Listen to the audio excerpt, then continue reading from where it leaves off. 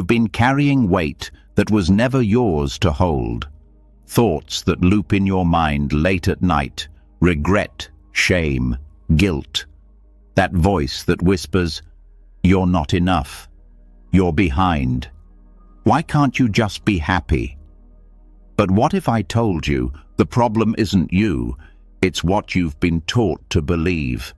They told you to think positive, move on, let it go, but no one ever told you how.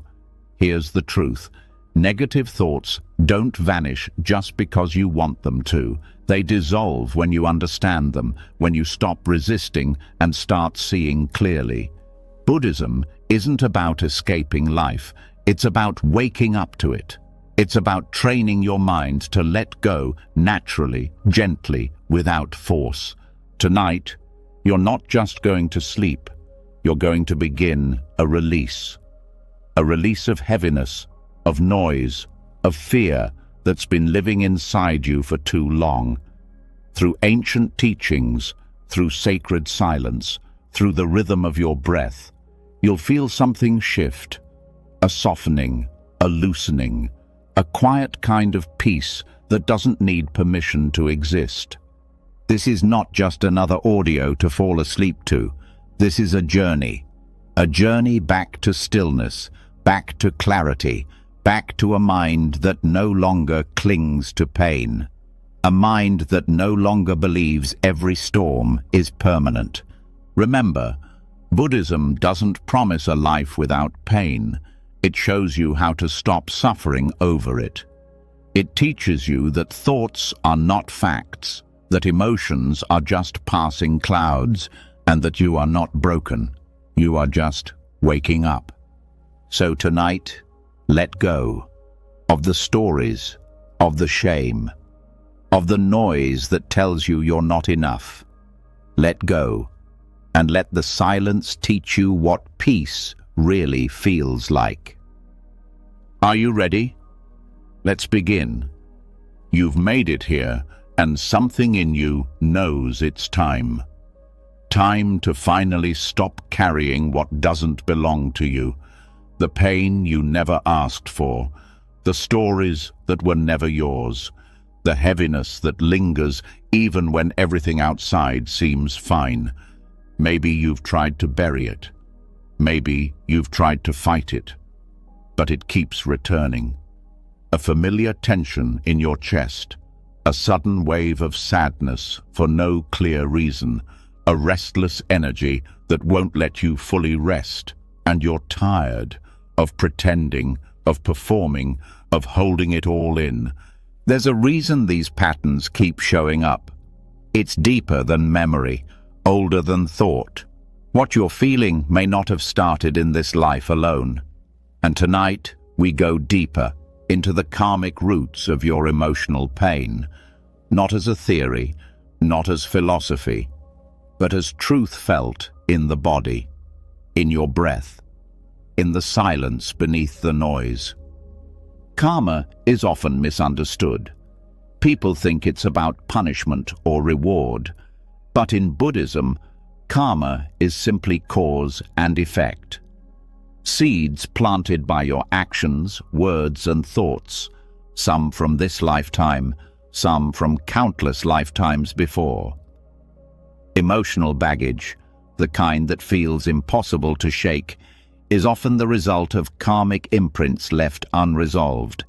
They don't just disappear with time, they repeat over and over until they are met with awareness, until they are seen, purified, and released. These imprints can show up as recurring emotional pain, grief that has no origin, shame that feels unearned, a fear that lives in your bones. It's not random. It's not weakness.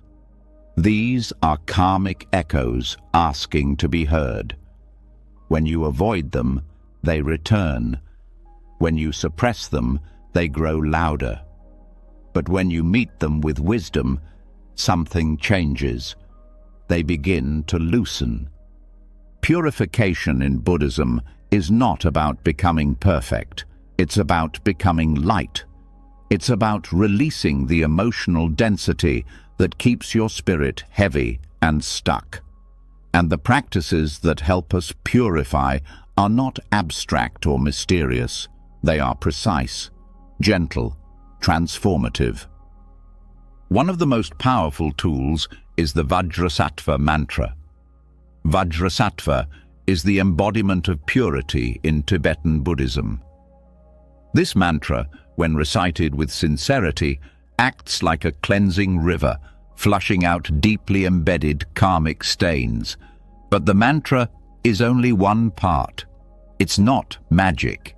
It works because it is supported by intention, awareness, and truthfulness. Without those, it's just sound. Confession in Buddhism is not about guilt. It's not about shame. It's about telling the truth to yourself and to the universe, admitting where you've caused harm, acknowledging where you've ignored your own inner voice, where you've turned away instead of facing what was hard. The act of confession is an act of release, because as long as we hold our mistakes in silence, they grow into secrets that rot us from the inside. But confession alone isn't complete. The next piece is restraint, a commitment not to repeat the harmful action, not because you fear punishment, but because you choose freedom. Restraint is not repression.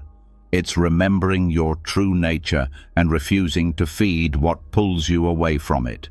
It's choosing peace over impulse, choosing clarity over chaos. When you practice these three, mantra, confession, and restraint, you're not just healing the past. You're rewriting the future. You're closing loops that have followed you across lifetimes.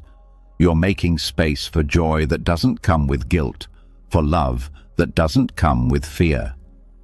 Some karmic imprints are passed down, not just through lifetimes, but through families, through voices you inherited before you could speak, through pain absorbed in the womb, through patterns repeated so often they became identity. But identity is not fixed. Karma is not fate. What has been done can be undone. What was inherited can be transformed. Even in silence, karma lives.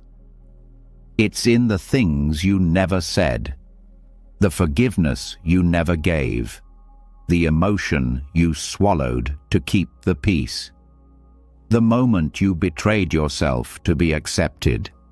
All of it leaves a mark, but none of it is permanent. That's the beauty of karma. It's not a sentence, it's a system. And systems can be changed, not by force, but by awareness, by returning again and again to the present moment, because this moment is where karma shifts. Right now is where new seeds are planted. Every time you choose to respond instead of react, you're changing your karma. Every time you pause before speaking and feel your breath instead of your anger, you're healing the past. Every time you choose to be kind when it would be easier to be cruel, you're breaking the chain. These moments are not small, they're everything. Purification is not about removing all your flaws. It's about no longer being defined by them. It's about looking at your deepest pain and no longer turning away, seeing the roots of your anger and not hiding them under false peace. Meeting your sorrow not with pity, but with compassion. This is how karma is released, not in dramatic moments, but in small acts of truth.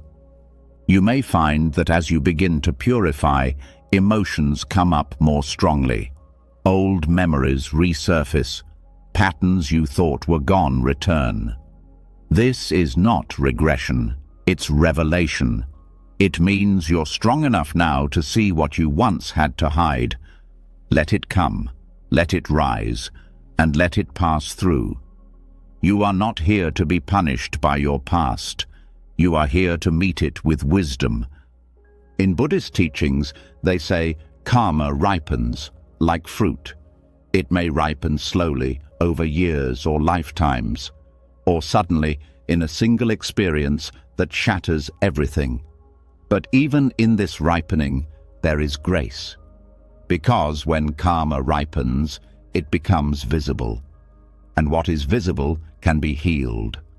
Sometimes the heaviest karma is hidden not in what you did, but in how you saw yourself, in the shame you carried for years, in the belief that you weren't worthy of love or peace.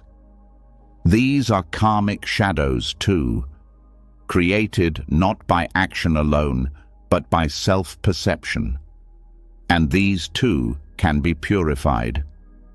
How? By seeing clearly that you are not your mistakes, that the worst thing you've done is not the whole of who you are, that beneath the layers of story, of hurt, of fear, there is stillness, a purity untouched by experience, a part of you that has never been harmed and never will be. The purpose of purification is to return to that place, not to become someone new, but to remember who you were before the wounds, to live from that place again, not as a fantasy, but as your natural state. This path is not fast, it's not linear. You'll have days when the same thought comes back 100 times, nights where you feel like you've made no progress at all. But this is the nature of karmic release. It unfolds in spirals, not straight lines. What matters is not how fast you go, but how gently you return when you drift, how honestly you show up when it hurts. The Vajrasattva mantra is one tool, but so is silence. So is sitting with your breath when it trembles. So is choosing not to act on every feeling. So is listening to your body, to your heart, to the moment. Each of these is a form of purification. Each is a door back to yourself. You might wonder, how do I know if I've really released karma? The truth is, you may not feel a lightning bolt or a sudden shift. You'll just start to notice the heaviness lifting. You'll wake up one morning and realize that the memory that once triggered you no longer does. You'll speak to someone who once hurt you and feel nothing but peace, not indifference, peace. That's how you'll know. And even if the pain returns, you'll meet it differently. Not with resistance, not with blame, but with curiosity. You'll see it as another layer rising to be seen. And that too is a sign of purification, because when pain no longer scares you, it no longer controls you. Everything you feel has a cause, but not every cause needs to continue. You are not bound by your history. You are not fated to repeat your suffering. You are capable of change, not just mentally, not just emotionally, but karmically. You can leave behind what no longer serves you, not by force, but by freedom. And freedom comes from understanding, from compassion, from letting go. There will be moments when you want to stop, when the weight feels like too much, when you question if any of this is working. Those are the most important moments to stay, because those are the moments the old patterns try to survive. They rise louder right before they break. Keep going. You are closer than you think. Karmic purification is not about escaping life. It's about being able to live it fully, to laugh without guilt, to cry without shame, to love without fear, to rest without the constant pull of unfinished emotional business. Tonight, your mind is quieting. The old stories are softening. The energy of pain is being seen, honored, and released. Not because you forced it, but because you listened. You are not broken. You are healing karmically. And that healing, slow, sacred, real, is the most powerful thing you can do. Not just for you, but for every life your life touches. And now that the karmic weight has started to lift, something inside you is shifting. The pressure is quieter. The grip of old patterns less tight. There's a little more space in your breath, in your chest, in your thoughts. But even as you soften into this relief, a deeper question rises. What am I without all this pain? Without the fear, the shame, the guilt I've carried for so long? What's left of me? This is where many people get stuck. When we release the story, we fear we'll disappear with it. The negative identities we wear, I'm broken, I'm not good enough, I always mess things up, feel familiar. They give us something to hold. But that something has also been hurting us. And now it's time to meet what lies beneath. At the heart of Buddhist wisdom is a simple, powerful truth. Everything you think you are is not what you really are. This is not meant to confuse or discourage. It's meant to free. Because the version of you that feels defined by shame, shaped by regret, paralyzed by fear, that version is a misunderstanding. You are not your thoughts. You are not your emotions. And you are certainly not the painful stories you've repeated in your mind. In Buddhism, this truth is expressed through the teaching of shunyata, emptiness.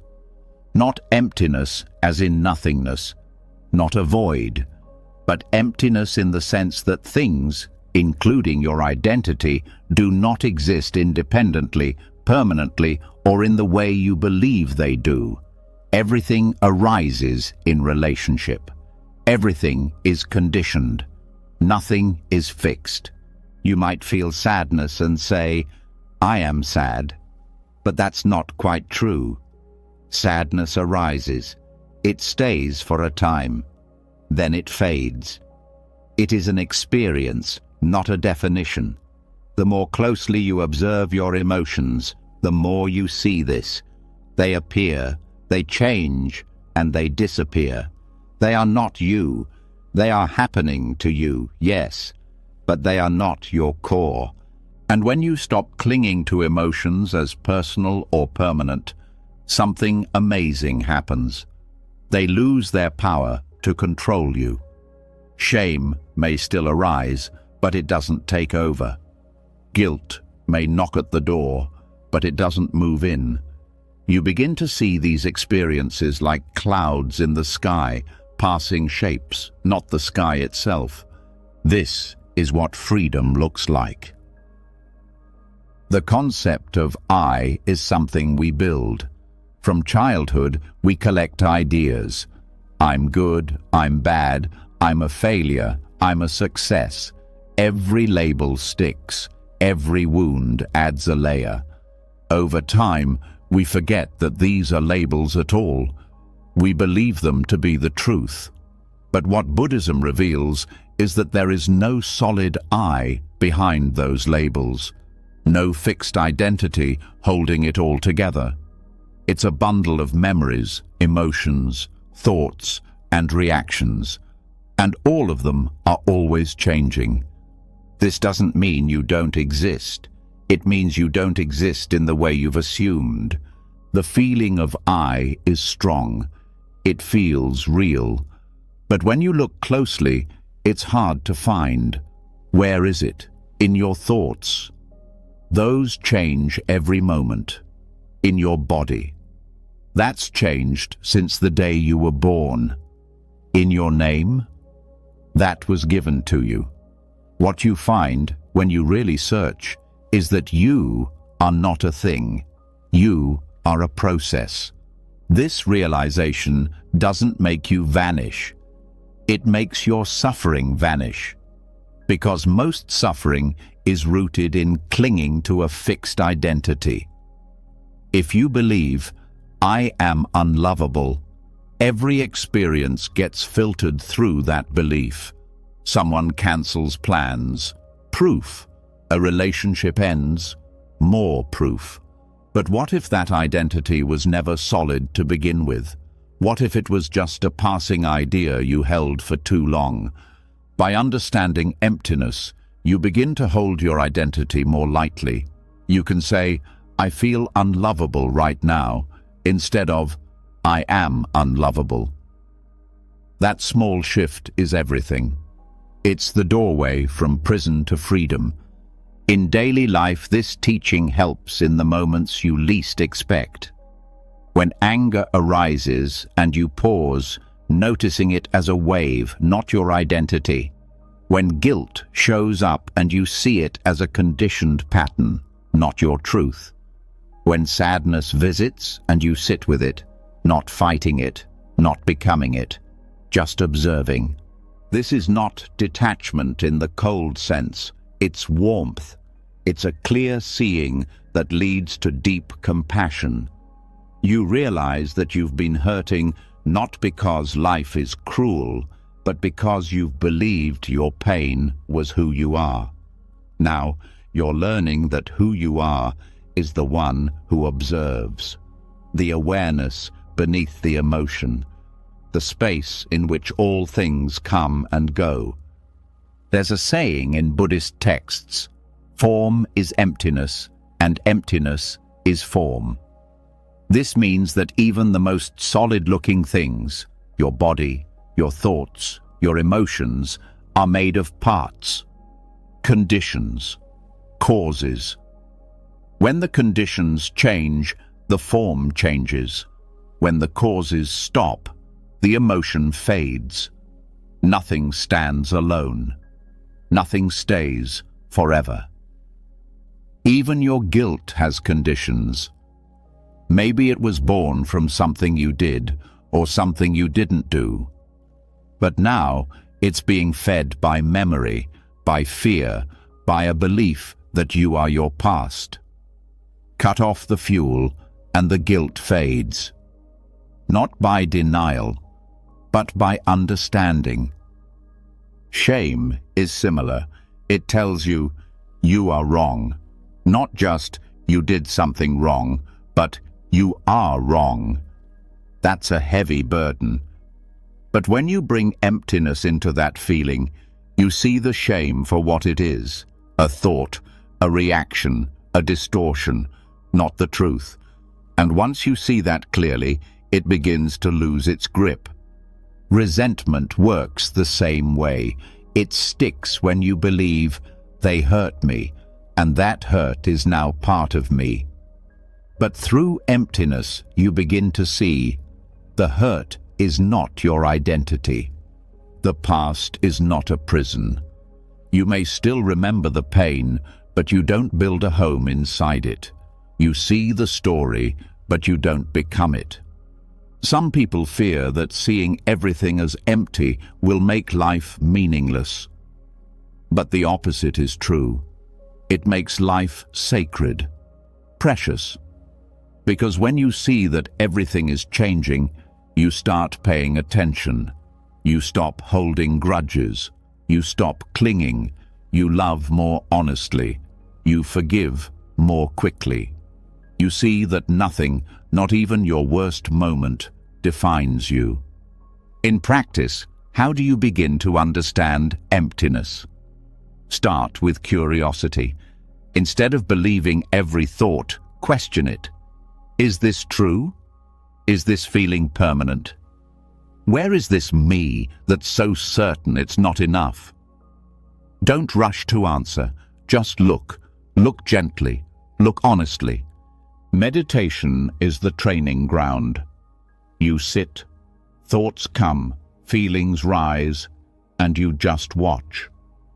Over time, the mind stops clinging so hard. The identity starts softening. and a quiet wisdom appears, the kind that doesn't need to shout or prove, the kind that sees through illusion. This doesn't mean you become passive. It means you act from clarity, not reactivity. You set boundaries not because you're angry, but because you see the pattern and choose peace. You make choices not from fear, but from alignment with truth. This is the power of emptiness. It doesn't erase you, it refines you. And as you deepen this understanding, life begins to feel less heavy. You carry your history more lightly. You hold your emotions more kindly. You stop chasing happiness and start embodying peace, because peace isn't something you create. It's what remains when false identities fall away. The ego will resist this. It wants something to hold, a name, a role, a wound. But you're not here to be a collection of pain stories. You're here to be free. And emptiness is freedom, not from life, but into life. Fully awake, fully alive, unbound. The teachings of emptiness are not for monks alone. They are for you, right here, lying down, heart open, mind softening. Let the old names fall away. Let the noise lose its meaning. You don't need to fix yourself. You only need to see clearly. You are not your thoughts. You are not your shame. You are not your history. You are the awareness that sees all things rise and fall and does not cling. Rest there now. The world may spin.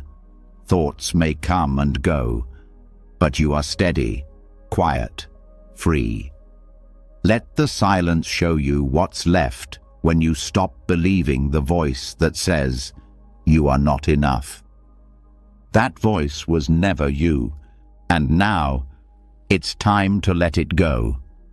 So now you've started to see through the layers, the false stories, the identities that were never real. The emotions that once felt permanent are now seen as waves, rising and falling in the vast space of awareness. And with this space comes a question that many avoid. What about the parts of myself I've rejected? The ones I pretend don't exist? They still live inside you, don't they? Tucked away in silence, buried in the body, avoided in the mind.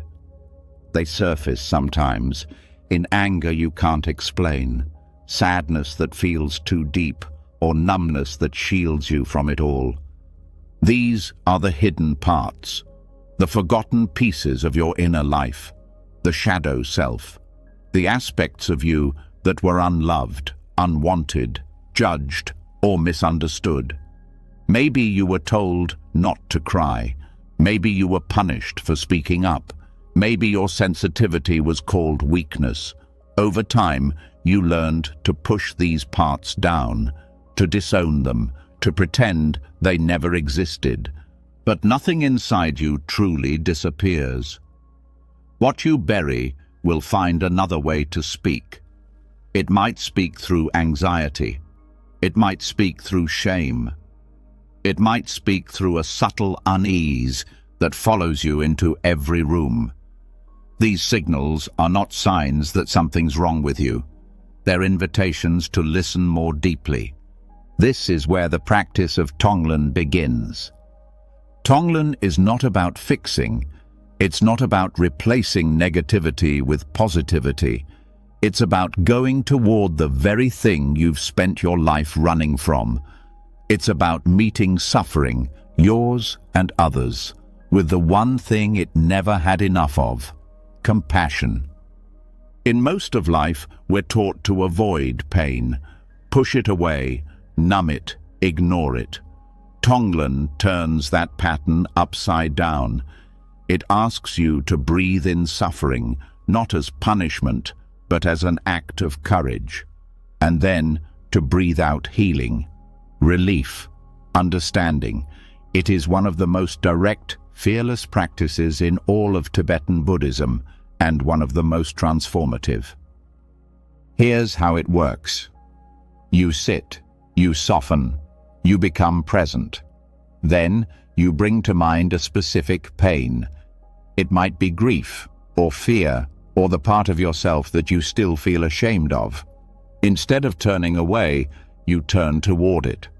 On your in-breath, you breathe in the raw, full feeling of that pain. You don't resist. You don't analyze. You allow yourself to feel it, not to suffer, but to hold it consciously. And then, on your out-breath, you offer it love. You offer it space. You offer it the exact thing it was missing when it first formed. This is not imagination. This is alchemy. You're learning to transmute darkness into light, not by denying it, but by integrating it. What makes Tonglen powerful is that you are not pushing pain away. You are transforming your relationship to it. You are becoming a vessel through which compassion flows into the places that need it most. The parts you disowned begin to feel seen. The inner child you silenced begins to feel safe. The patterns that seemed fixed begin to loosen. At first, this may feel backwards. Breathing in suffering sounds like the opposite of what we want. But the truth is, you've already been carrying that suffering. Tonglen just brings it into the light.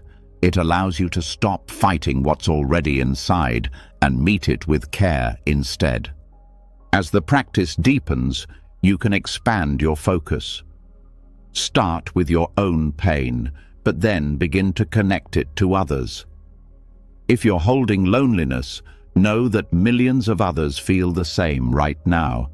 Breathe it in, all of it, the collective ache, the universal grief, and then breathe out peace, not just for yourself, but for everyone who suffers in the same way. You begin to feel connected, not just to your own healing, but to the healing of the world. Tonglen dissolves the illusion of separation.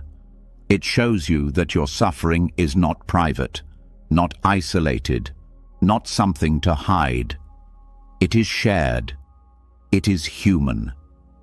And when you breathe through it, not around it, you begin to feel a strength that's rooted in softness, not control. A strength that can hold anything, even your darkest emotions, without breaking. This practice is also a mirror. It reflects how you treat your inner life.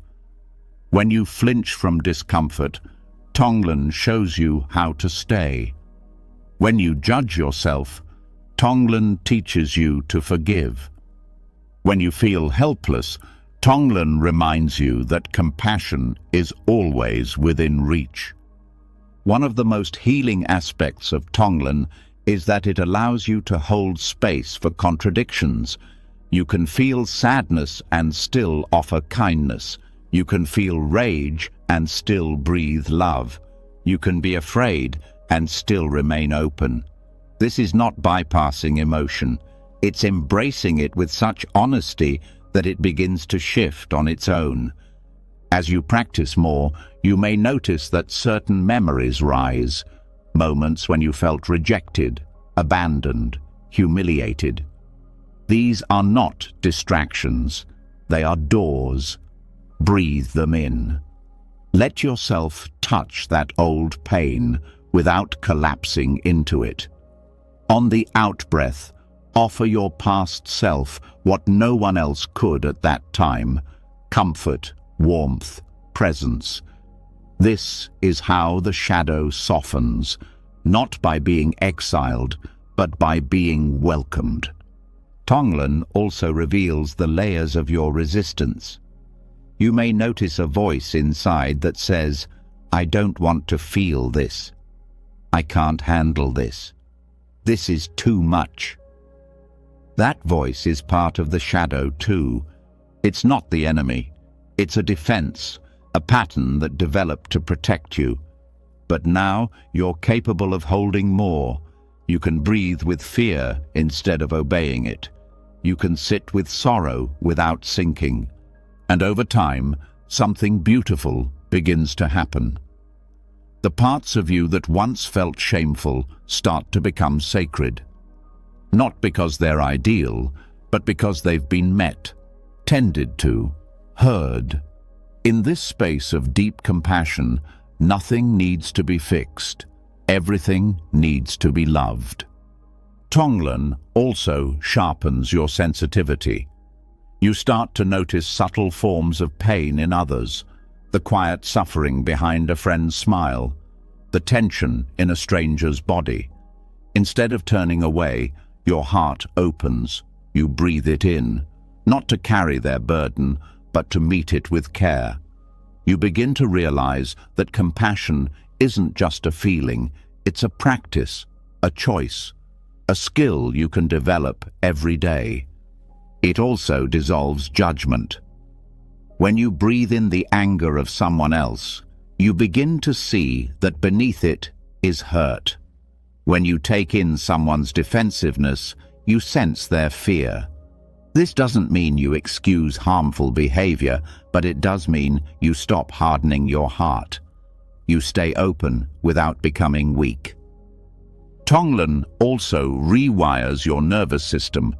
It teaches you how to remain grounded in the face of emotional intensity. Instead of reacting, you respond. Instead of bracing, you breathe. And this changes how you relate to your own thoughts, to your memories, to your past. The most profound healing often happens in silence, in the quiet moment when you stop fighting what's inside and simply sit with it. Breathe it in, let it exist, and breathe out the love you once withheld. This is not fantasy. This is how you become whole. You don't need to understand every emotion to heal it. You just need to stop turning away. Tonglen is that act of turning toward. It says, I see you, I feel you, and I will not abandon you, again and again, breath by breath. Through this practice, the shadow becomes less frightening, because you no longer fear your own darkness. You meet it like an old friend who's been waiting. And in that meeting, something transforms, not just inside you, but around you. The world feels softer, people feel closer, and the pain that once defined you begins to feel like one part of a much larger story. A story that's still unfolding. Tonglen gives you back your power, not through control, but through compassion. And that power doesn't shout, it doesn't force, it simply remains steady, kind, willing to feel. Keep breathing. The parts of you that were once exiled are listening now, and they are ready to come home. You've already taken powerful steps. You've met your shadow with compassion. You've stopped running from the parts of yourself that once felt too heavy to hold. You've breathed in suffering and breathed out light. But now there's something even more subtle, more constant, and just as powerful, shaping your life moment by moment. Your words. Not just the words you speak out loud, but the ones no one else hears. The words you whisper to yourself when no one is watching. The silent judgments, the casual cruelty, the inner dialogue you've gotten used to, even when it hurts. The way you speak to yourself becomes the air you live in, and if that speech is harsh, your world becomes harsh. If that speech is poisoned by self-hate, fear, or criticism, you breathe that poison every day without realizing it. Most people underestimate the power of language, but in Buddhism, speech is sacred. It's not just communication, it's karma in motion. Every word shapes your mind. Every sentence reinforces a belief. Speech carries intention. It carves grooves in the heart. It builds the inner world you live in. The Buddha understood this deeply. That's why right speech is one of the 8 pillars of the Noble Eightfold Path. It's not a suggestion, it's a foundation. Because without purifying speech, both inner and outer, no other practice can take root fully. The mind may meditate, the body may sit still, but if the mouth speaks harm, the heart cannot rest. To cleanse internal negativity, you must first learn to hear yourself clearly. Not just what you say to others, but how you speak to yourself when you fail, when you feel afraid, when you feel unworthy. Do you respond with kindness, or do you attack yourself with the sharpest words? This self-talk becomes a habit, a script, and if it's filled with blame or shame, you start living inside a narrative where nothing is ever good enough, not even you. This is where mindful speech begins. It starts by listening, observing the automatic thoughts that come up when something goes wrong, noticing the tone you use with yourself, the phrases you repeat without thinking. Every time you say, "I always mess up," you're planting a karmic seed. Every time you say, "I'm so stupid," you're reinforcing a mental pathway that makes it harder to feel peace. Mindfulness teaches you that you don't have to believe these words. You don't even have to speak them. You can pause, you can feel the emotion rise, and choose silence. You can replace judgment with curiosity. This is not about pretending everything's fine. It's about being honest without being cruel. There is a difference between truth and violence. Telling yourself, "I need to work on this," is truth. Telling yourself, "I'm a failure," is violence. The second creates wounds. The first creates space to grow. When you begin to speak to yourself with care, your inner world softens. The body relaxes. The breath deepens. Because the war inside begins to end. Mindful speech also means refining the way you talk about others. Gossip, sarcasm, exaggeration. These might feel small, but they shape your energy. When you speak from anger, even if it's justified, you keep that anger alive inside you. When you mock or belittle, even as a joke, you dim your own light. Speech is never just about the listener. It's a mirror. It shows you what's living in your heart. Right speech is defined in Buddhist texts as avoiding lies, divisive speech, harsh speech, and idle chatter. But these aren't rigid rules. They're guidelines for liberation. Because each kind of harmful speech creates specific forms of suffering. Lies create confusion, not just for others, but for yourself.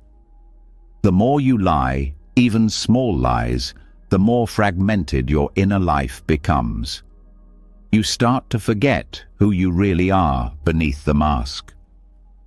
Divisive speech breaks connection. When you speak in a way that pits people against each other, you weaken the fabric of trust. Even if you feel right in the moment, what you're building is separation, and that always leads back to loneliness. Harsh speech is the most obvious kind. The kind that cuts, the kind that leaves invisible bruises. Even if you think someone deserves it, harsh speech is a reflection of your own unrest.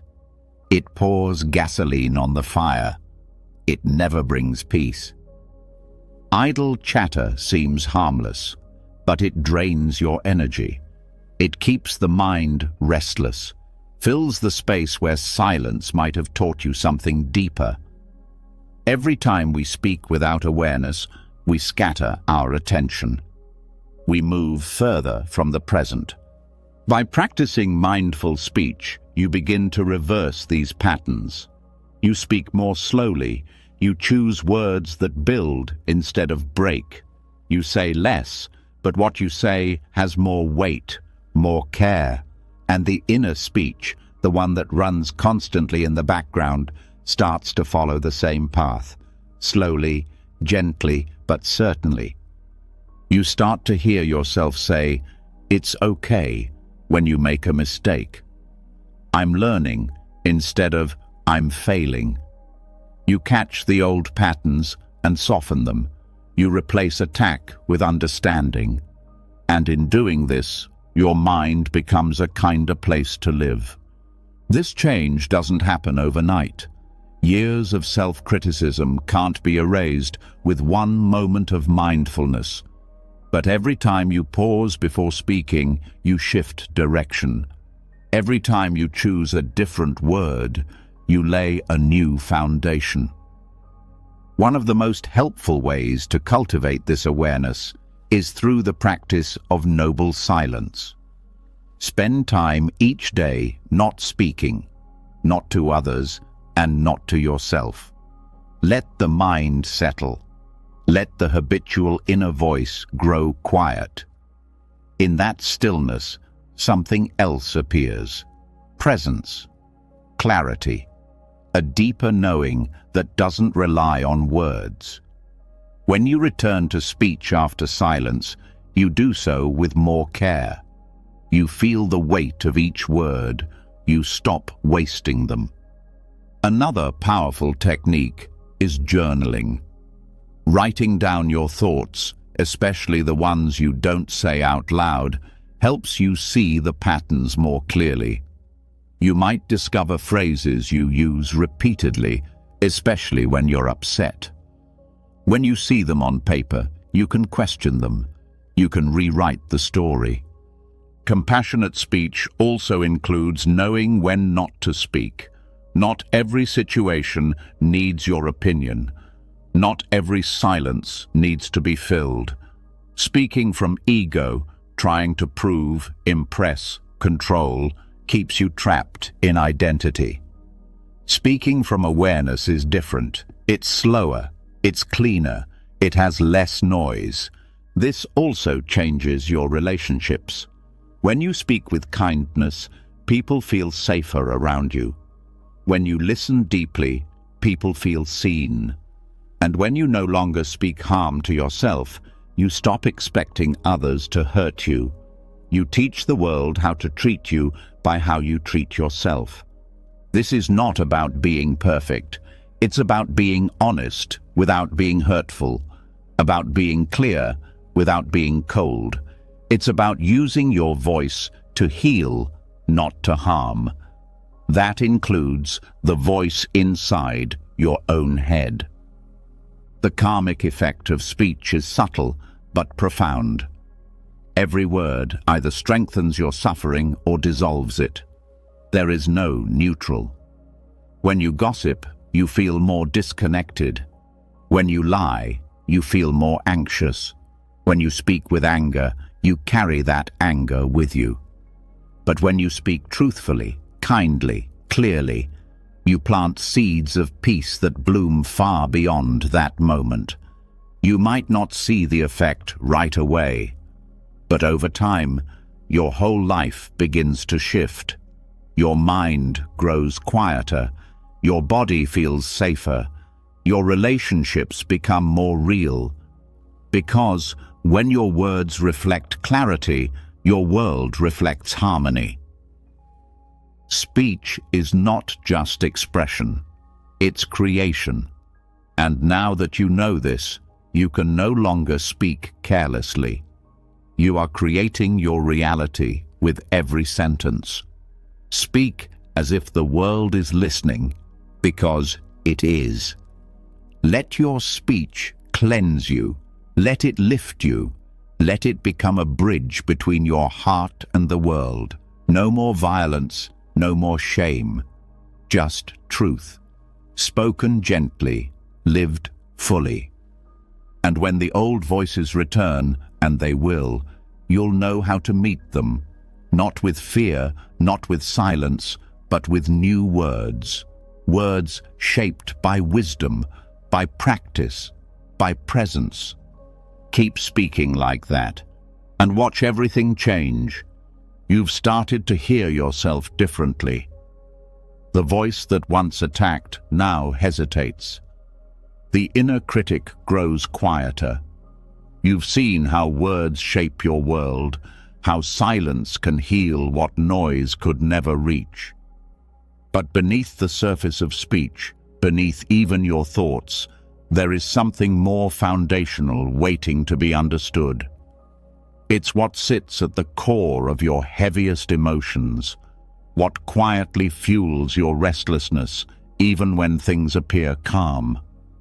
It's suffering, not just the pain of what happens, but the pain of how we hold it. Most people spend their lives trying to avoid suffering.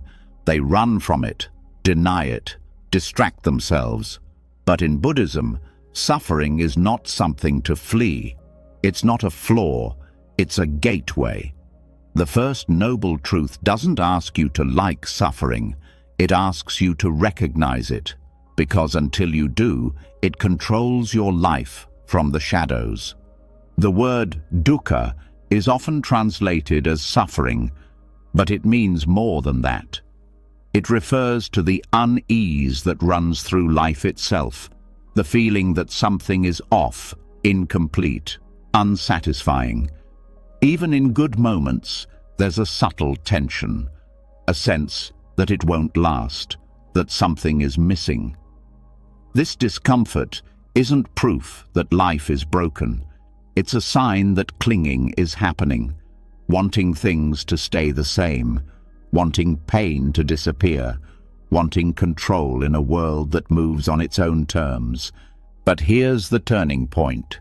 Suffering can be transformed.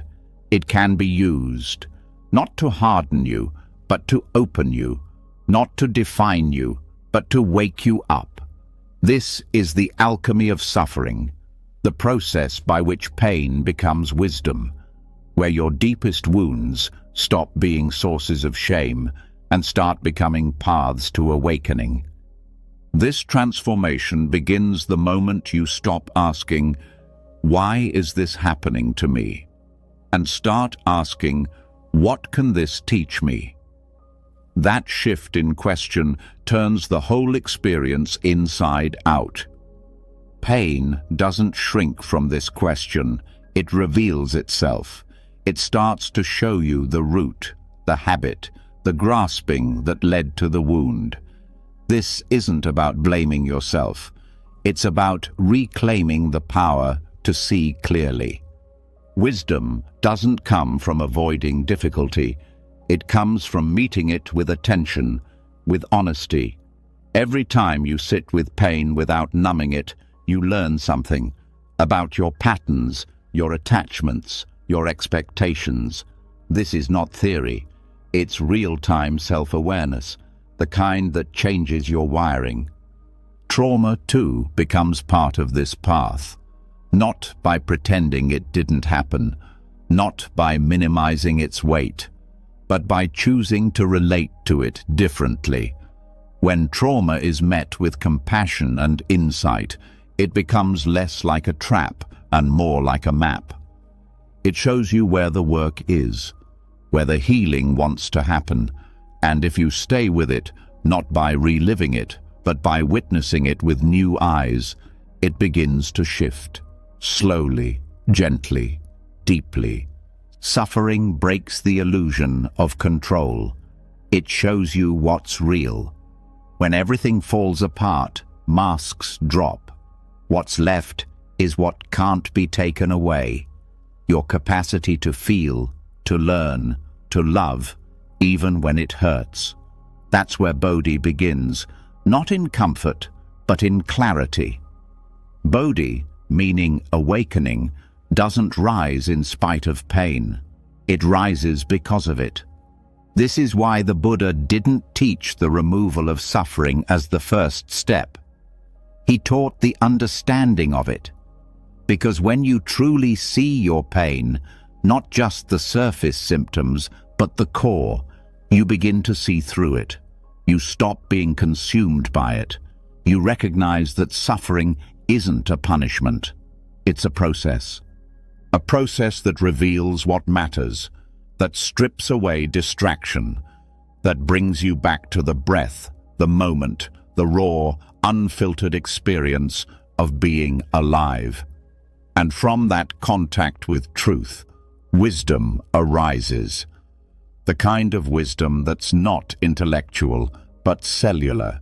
It lives in your posture, in your gaze, in the stillness of your presence.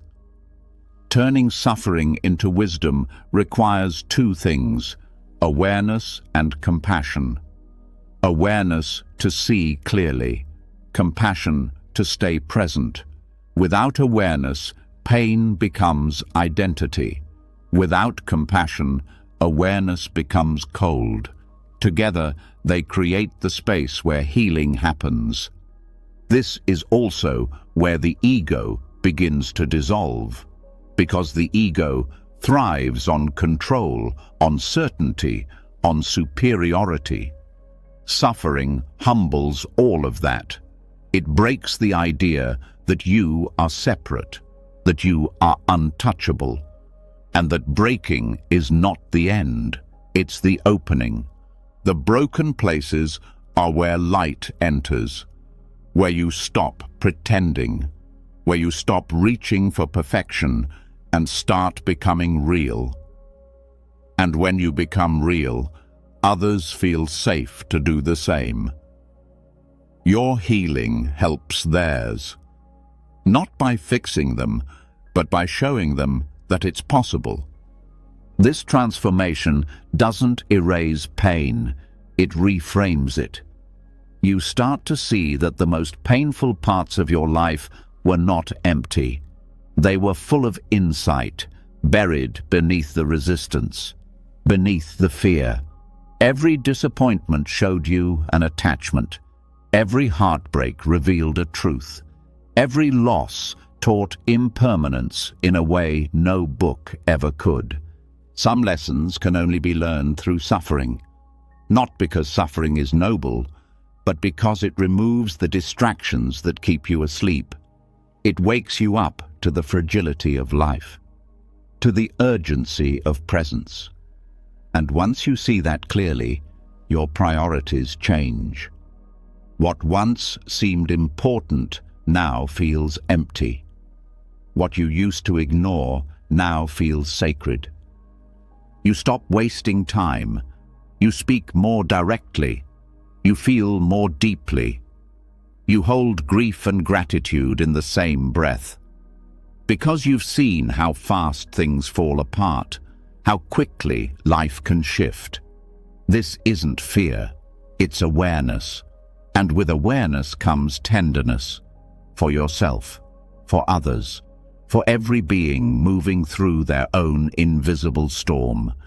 This is where compassion becomes instinctive. When you've suffered, you recognize it in others, not with pity, but with understanding. You don't need to explain it. You just show up differently. You become a safe space, not because you've solved everything, but because you've learned how to stay present with what hurts. This is the gift of suffering transformed. Not comfort, not closure, but openness. A heart that no longer needs to protect itself with armor. A mind that no longer runs from what's uncomfortable. A spirit that meets life as it is, not as it was supposed to be. You stop seeing yourself as broken. You start seeing yourself as whole, precisely because of what you've lived through. The cracks didn't destroy you. They shaped you. They made you honest, humble, awake.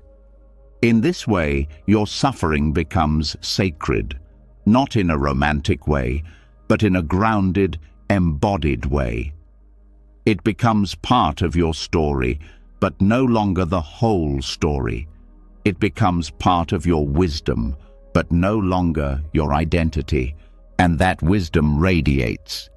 It touches others without trying, because when you've turned pain into understanding, your very presence teaches. You become someone who doesn't flinch at emotion, who can sit with grief without needing to fix it, who can hold space for uncertainty without needing a quick answer. This kind of transformation isn't dramatic. It's subtle, slow. It happens in the quiet moments, in the middle of the night, in the middle of a deep breath, in the stillness after tears. There's no announcement, just a shift, a softening, a steady light that wasn't there before. To live this way is not to seek suffering. It's to stop fearing it. It's to know that when it comes, and it will, you have tools, you have perspective, you have the ability to stay, to learn, to grow. This is not spiritual bypassing, it's the deepest form of integration. You carry your story, but it doesn't carry you. You honor your wounds, but they don't define you. You let pain move through you, and in doing so, you move closer to truth, closer to Bodhi, closer to peace that cannot be taken. And it all begins when you stop asking, "How can I get rid of this?" and start asking, "How can this awaken me?" The path of transformation is not easy, but it is real, and the wisdom it brings is not fragile. It's unshakable. You are already walking this path, word by word, breath by breath. Let it carry you deeper. Let it show you who you truly are, beneath the pain, beneath the story, beyond the suffering. Because what you find there is not more pain, it's freedom. When suffering stops being the enemy and becomes the teacher, you begin to see life through different eyes. You no longer ask how to escape your experience. You begin asking what it's made of. You no longer assume pain is personal. You start wondering what exactly you've been calling me. That question leads to the root, to the structure beneath every thought, emotion, and reaction, the structure known in Buddhism as the 5 skandhas. They're not just philosophical ideas, they are the building blocks of your moment-to-moment reality. If you've ever felt stuck in anger, drowning in sadness, or trapped in self-doubt, these 5 aggregates are where those experiences take shape. They create the illusion of a solid, separate self, the self that suffers, the self that clings, the self that fears. And the good news is, what is constructed can be deconstructed. The first aggregate is form. This is your body, your senses, the physical world around you. It's what you see, hear, touch, taste, and smell. But it's not only external, it includes your own flesh and bones, your skin and nerves, your breath and posture. Most people take form to be self. My face, my voice, my pain. But the body is changing every moment. Cells die and renew. Skin wrinkles and stretches. Energy rises and fades. If the body is always shifting, can it really be who you are? The mind tends to attach to form tightly, especially in pain. A sore back, a racing heart, a heavy chest. These sensations can feel like identity. But when you examine them closely, they dissolve into sensation, not self, just vibration, just signals. You begin to see that the body is not the enemy, and it's not the core of you. It's a condition, a vehicle, not a prison. Next is feeling. In Buddhist terms, This doesn't mean emotion. It refers to the raw experience of pleasant, unpleasant, or neutral. Every moment of contact between a sense organ and an object gives rise to a feeling tone. This happens before thought. You touch something warm, pleasant. You hear a harsh sound, unpleasant. You sit still and feel nothing strong, neutral. The feeling tone is subtle, but it drives so much of your behavior. Pleasant, you want more. Unpleasant, you push away. Neutral, you ignore. That cycle runs beneath your awareness all day long, but once you see it, you can pause. Instead of automatically reacting, you feel the tone without clinging.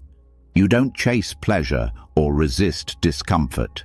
You meet each feeling with clarity, not compulsion. Then comes perception. This is the process of recognizing and labeling. You see a shape and name it. You hear a tone and classify it. Perception organizes the world, but it also limits it. Because once something is labeled, your mind stops seeing it clearly. It becomes fixed in meaning. That face is my enemy. That voice is my critic. That look is rejection. Perception turns fleeting events into solid identities, and those identities become burdens. If you misperceive someone's silence as judgment, your whole emotional state shifts. But if you recognize perception as just another process, you can loosen its hold. You can ask, is this what's really happening, or is this just a mental habit? This doesn't erase perception, it makes it flexible. It stops it from becoming a cage. The fourth aggregate is volition, also called mental formations. This includes intentions, habits, desires, judgments, and reactions.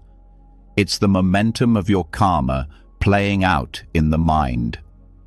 Volition includes all the subtle pushes and pulls that move you, like the urge to speak, the drive to please, the fear of failure. Most of what we call personality lives here, and much of it is automatic. You feel triggered and you snap. You feel hurt and you retreat. But when you observe volition directly, you start to see its mechanics.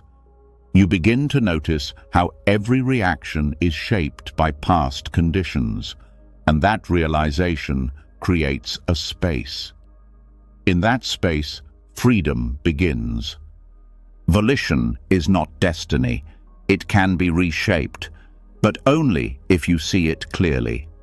Only if you stop identifying with every impulse. You are not your reactivity. You are the awareness that sees it. When that becomes real, even long-standing patterns begin to shift. The final aggregate is consciousness. This isn't awareness in the ultimate sense. It's the momentary knowing of an object through a specific sense. Eye consciousness when seeing, ear consciousness when hearing, mind consciousness when thinking. It's the stream of knowing that flows without pause, but this consciousness depends on conditions. Without an object, there's no knowing. Without a sense base, there's no contact. Consciousness, too, is empty of self. It arises and passes away countless times each second. And yet, we cling to it. We take it as proof of an inner observer, a thinker, a doer. But that solid I is nowhere to be found. There is just knowing, without owner, without core. When you put these 5 aggregates together, form, feeling, perception, volition, consciousness, they create the illusion of a self, a me with a past and a future, a me that gets hurt and needs protecting. But when you take them apart and look deeply, that solid self starts to dissolve. There is still experience. There is still memory and identity and pain. But there is no longer a fixed center around which it all revolves. This insight doesn't make you disappear. It makes you free, because if there's no fixed self, then there's nothing to defend, no ego to protect, no story that has to stay intact. You can be more fluid, more present, more responsive, not because you've added anything, but because you've stopped clinging to what was never truly there. The 5 skandhas are not just philosophy. They are practice. You can explore them every time you meditate, every time you feel triggered, every time you feel overwhelmed. When sadness arises, ask, what's the form? Where is it in the body? What's the feeling tone, pleasant, unpleasant, or neutral? What perception is shaping this? What mental formation is pushing it? What consciousness is aware of it? Each layer reveals more. Each question takes you closer to the root. And the root is always clinging to sensation, clinging to identity, clinging to permanence in a world that never stays still. Letting go doesn't mean abandoning experience. It means meeting it fully, then releasing it. When you begin to live with this understanding, everything shifts. You still feel, but you don't hold. You still experience pain, but you don't become it. You still walk through the world, but without the constant weight of self-concern. This is not numbness. It's intimacy without attachment. It's clarity without tension. Even conflict changes. Someone criticizes you, and you notice the reaction rising. You feel the body tighten, the unpleasant tone, the old perceptions, the mental formations. You see the whole process, and in that seeing, the ego softens. The need to defend or attack dissolves. You respond from presence, not pattern. This is how suffering ends, not by escaping it, but by seeing through it. The 5 skandhas don't remove pain. They show you that pain is not personal, that it arises from conditions, that it passes when the conditions change. This insight isn't cold, it's liberating. It allows you to love without fear, to feel without drowning, to live without needing everything to go your way. The ego wants to be special, right, protected, and every time life contradicts that, it suffers. But when the ego is seen as a bundle of changing aggregates, it no longer has to be taken so seriously. You stop feeding it with every thought. You stop defending it with every word. And slowly, the space it once occupied is filled with peace. This is not detachment from life. It's full engagement without the burden of me. It's feeling every emotion, touching every moment, but not adding the extra layer of clinging. It's doing what needs to be done with clarity, not for ego gain. That clarity is rare, but it is possible. And it begins with awareness of what you are made of, not as a soul, not as a fixed self, but as a flow. In that flow, everything becomes lighter. The past loses its grip. The future becomes less frightening. The present opens like a door.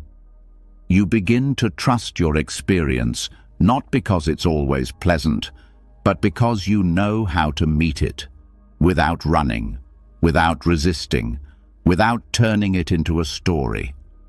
The 5 skandhas don't eliminate the human condition, but they dissolve the illusion that suffering is personal, permanent, or necessary.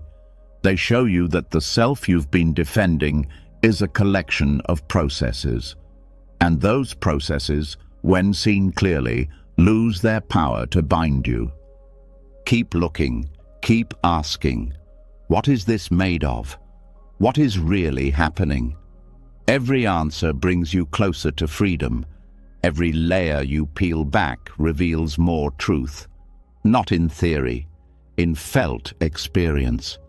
And in that truth, the need to fight life disappears. Because you finally see there is nothing to protect, nothing to prove, just this unfolding moment, empty of self, full of peace. When you stop clinging to the idea of a solid self, something shifts. The mind softens. The patterns that once felt so permanent begin to lose their weight. You no longer need to defend what isn't truly there. You start to watch your experience with more clarity, more honesty. But there's a part of your mind that still works beneath the surface, shaping your reactions before you're even aware of them. This part doesn't respond to reasoning. It doesn't speak in full sentences. It shows itself through symbols, sensations, shadows, and it speaks most clearly in dreams. The subconscious mind is not silent. It's always working, carrying memories, storing reactions, and replaying stories that the conscious mind has forgotten. This is where some of your deepest habits live. This is why certain fears seem to come out of nowhere. Why some emotions feel so automatic. Because long before you can think about them, they've already taken shape in your sleep. You spend 1/3 of your life in this hidden world, and yet most people never explore it. But in Buddhist dream yoga, this forgotten realm becomes a sacred space for awakening. Dream yoga is not about controlling your dreams. It's about using the dream state to understand your mind more deeply, to see how it creates fear, to see how it clings to identity, to see how it weaves illusion. In the waking world, you can observe thoughts and emotions as they arise, but in dreams, those same thoughts become your entire world. You become the fear. You become the desire. You run from danger or chase illusions without knowing it's all a projection. Learning to wake up inside the dream shows you just how much your mind shapes your experience. In Buddhist tradition, dreams are not meaningless. They are reflections of your mental and karmic patterns. When something is unresolved, when guilt, anger, grief, or fear have not been fully processed, they often show up at night. But most people forget their dreams or dismiss them. Dream yoga reverses that habit. It turns the dream state into a place of learning, healing, and release. Lucid dreaming is the foundation. This is the skill of recognizing that you are dreaming while the dream is still happening. It begins with awareness. Small habits during the day help build this awareness. Asking yourself regularly, am I dreaming? Observing your surroundings with attention, noticing details. These habits carry over into sleep. One night, you ask the same question, and something clicks. You realize the laws of the world around you are different, and you become aware, not just in the body, but in the dream mind. But awareness alone is not the goal. In Buddhist dream yoga, lucidity is only the beginning. The deeper work happens when you bring the same mindfulness, the same non-clinging, into the dream itself. Instead of trying to control the dream, you observe it, you explore it, you allow whatever arises to teach you something. If fear shows up, you don't run, you meet it. If a past event replays, you stay present. You recognize that this, too, is a projection of the mind, just like every emotion in waking life. This practice reveals how your reactions are conditioned. You may wake up from a dream in tears, even though nothing truly happened. The body responds, the heart races, the pain feels real, but it was all thought, all appearance. In seeing this clearly, you begin to understand how your waking mind does the same thing. It creates stories, believes them, reacts to them, and suffers. Dream yoga is not separate from meditation. It is meditation continued in sleep. To prepare for dream yoga, you begin by strengthening your daily awareness. Practicing mindfulness in the simplest moments. Watching how your mind drifts, how it grabs at thoughts, how it creates meaning. You observe these habits during the day so you can recognize them at night. You keep a dream journal, not to analyze, but to remember, to develop respect for this other realm of experience. The more you remember your dreams, the more you begin to see the patterns, the repeated themes, the unresolved stories. This is not about turning dreams into something dramatic. It's about deepening your sensitivity, seeing how fear shows up in different forms, how desire disguises itself, how shame speaks through metaphor. You don't need to fix anything in the dream. You only need to witness. That witnessing in itself is transformation. As you build this practice, you may notice that certain dreams feel more vivid, more charged. These are opportunities. If you become lucid in one of these dreams, you can practice staying with the emotion, not changing the dream, but being fully present in it. If fear arises, you don't fight it. You breathe. You remember that this is a teaching moment, not just symbolic, but directly connected to how you relate to fear in waking life. Dream yoga also works with visualization before sleep. Recalling the day, releasing regret, forgiving yourself, setting the intention to stay aware. This gentle preparation helps soften the mind and open it to more clarity during sleep. Over time, you begin to fall asleep with mindfulness, not clinging to thought, but resting in awareness. This is the threshold between waking and dreaming.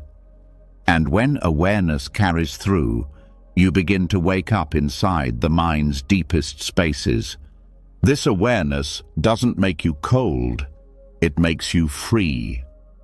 Because when you've trained yourself to recognize illusion in dreams, you start to see illusion in daily life. You start to recognize how much you assume, how much you fabricate, how much suffering is created by believing everything the mind presents. And in that recognition, there's release. One of the most powerful aspects of dream yoga is how it reveals your hidden conditioning. Wounds that you thought were healed may resurface. But now you have tools. You know how to stay. You know how to observe. You no longer fear these old feelings because you faced them in the raw, honest space of the dream. And that facing gives you confidence. Even death, in Buddhist view, is connected to dreaming. The bardo, the transitional state after death, is said to be dreamlike. The mind continues, projecting reality from habit and karma. Learning to stay awake in dreams is seen as preparation. So you can stay awake in the bardo. So you can choose with wisdom. So you are not pulled by fear or clinging. The way you meet your dreams becomes training for how you meet death and how you meet every moment of change. But dream yoga is not only preparation, it is liberation here and now, because the insights you gain don't stay in the dream. They carry into the way you speak, the way you feel, the way you relate. You begin to let go more easily, to respond with less fear. You start to wake up, not just at night, but in the middle of your life. This is not about escaping the world. It's about understanding it, seeing how the mind shapes experience, seeing how perception filters everything. When you truly know that, down to your bones, nothing can hold you the same way. Not anger, not grief, not judgment. Because you've watched those things arise and dissolve. You've seen them for what they are. You can't fake this insight. It has to be lived. And that's why dream yoga is so important, because it gives you another field of practice, a whole other world in which to train. You don't have to wait for ideal conditions. Every night you have another chance to see clearly, to wake up. The most powerful teachers often say, "What matters is not what appears in the dream, but how you relate to it." The monster is not the problem, it's the reaction. The beauty is not the problem, it's the clinging. The story is not the prison, it's the belief. Every dream is a mirror, every dream is a lesson. When you become still enough to see this, you stop trying to control, you stop trying to escape. You open to everything with the same heart, the heart of awareness. And that heart does not judge. It does not run. It simply knows. Let the dream world become part of your practice. Let it teach you. Let it show you where your fear still lives, where your heart still closes. Not so you can feel ashamed, but so you can open. Every night becomes an invitation. Every dream becomes a doorway. You are not limited to waking consciousness. You are not limited to logic. You are a field of awareness, and that awareness extends beyond what you've been taught to call real. Train in it. Trust it. Let it carry you deeper into the truth, because the truth is not bound by the sun or the clock. The truth follows you even in sleep. And now you're learning to follow it back. When you begin to wake up inside your dreams, when you start to see how much of life is shaped by unconscious habit, something unexpected often rises to the surface. It's not just your own patterns, not just your own voice. It's something older. A heaviness that didn't start with you. A reaction that doesn't match your personal story. A sadness or fear that seems to belong to someone else. These hidden traces don't always come from your life. They're carried in your blood, your memory, your name. In Buddhism, this is not superstition. It's lineage karma. You inherit more than genes. You inherit habits of thought, emotional responses, patterns of fear, coping mechanisms, and internalized beliefs passed through generations. These are the unseen threads that influence your reactions before you even know why. Sometimes the tightness in your chest, the hesitation in your choices, the shame you can't trace to any clear memory, it all points to something older. These aren't just your burdens, they are echoes of what came before you. Buddhist teachings don't see this as a curse. It's an opportunity. The pain that reaches you through your lineage is not asking to be ignored.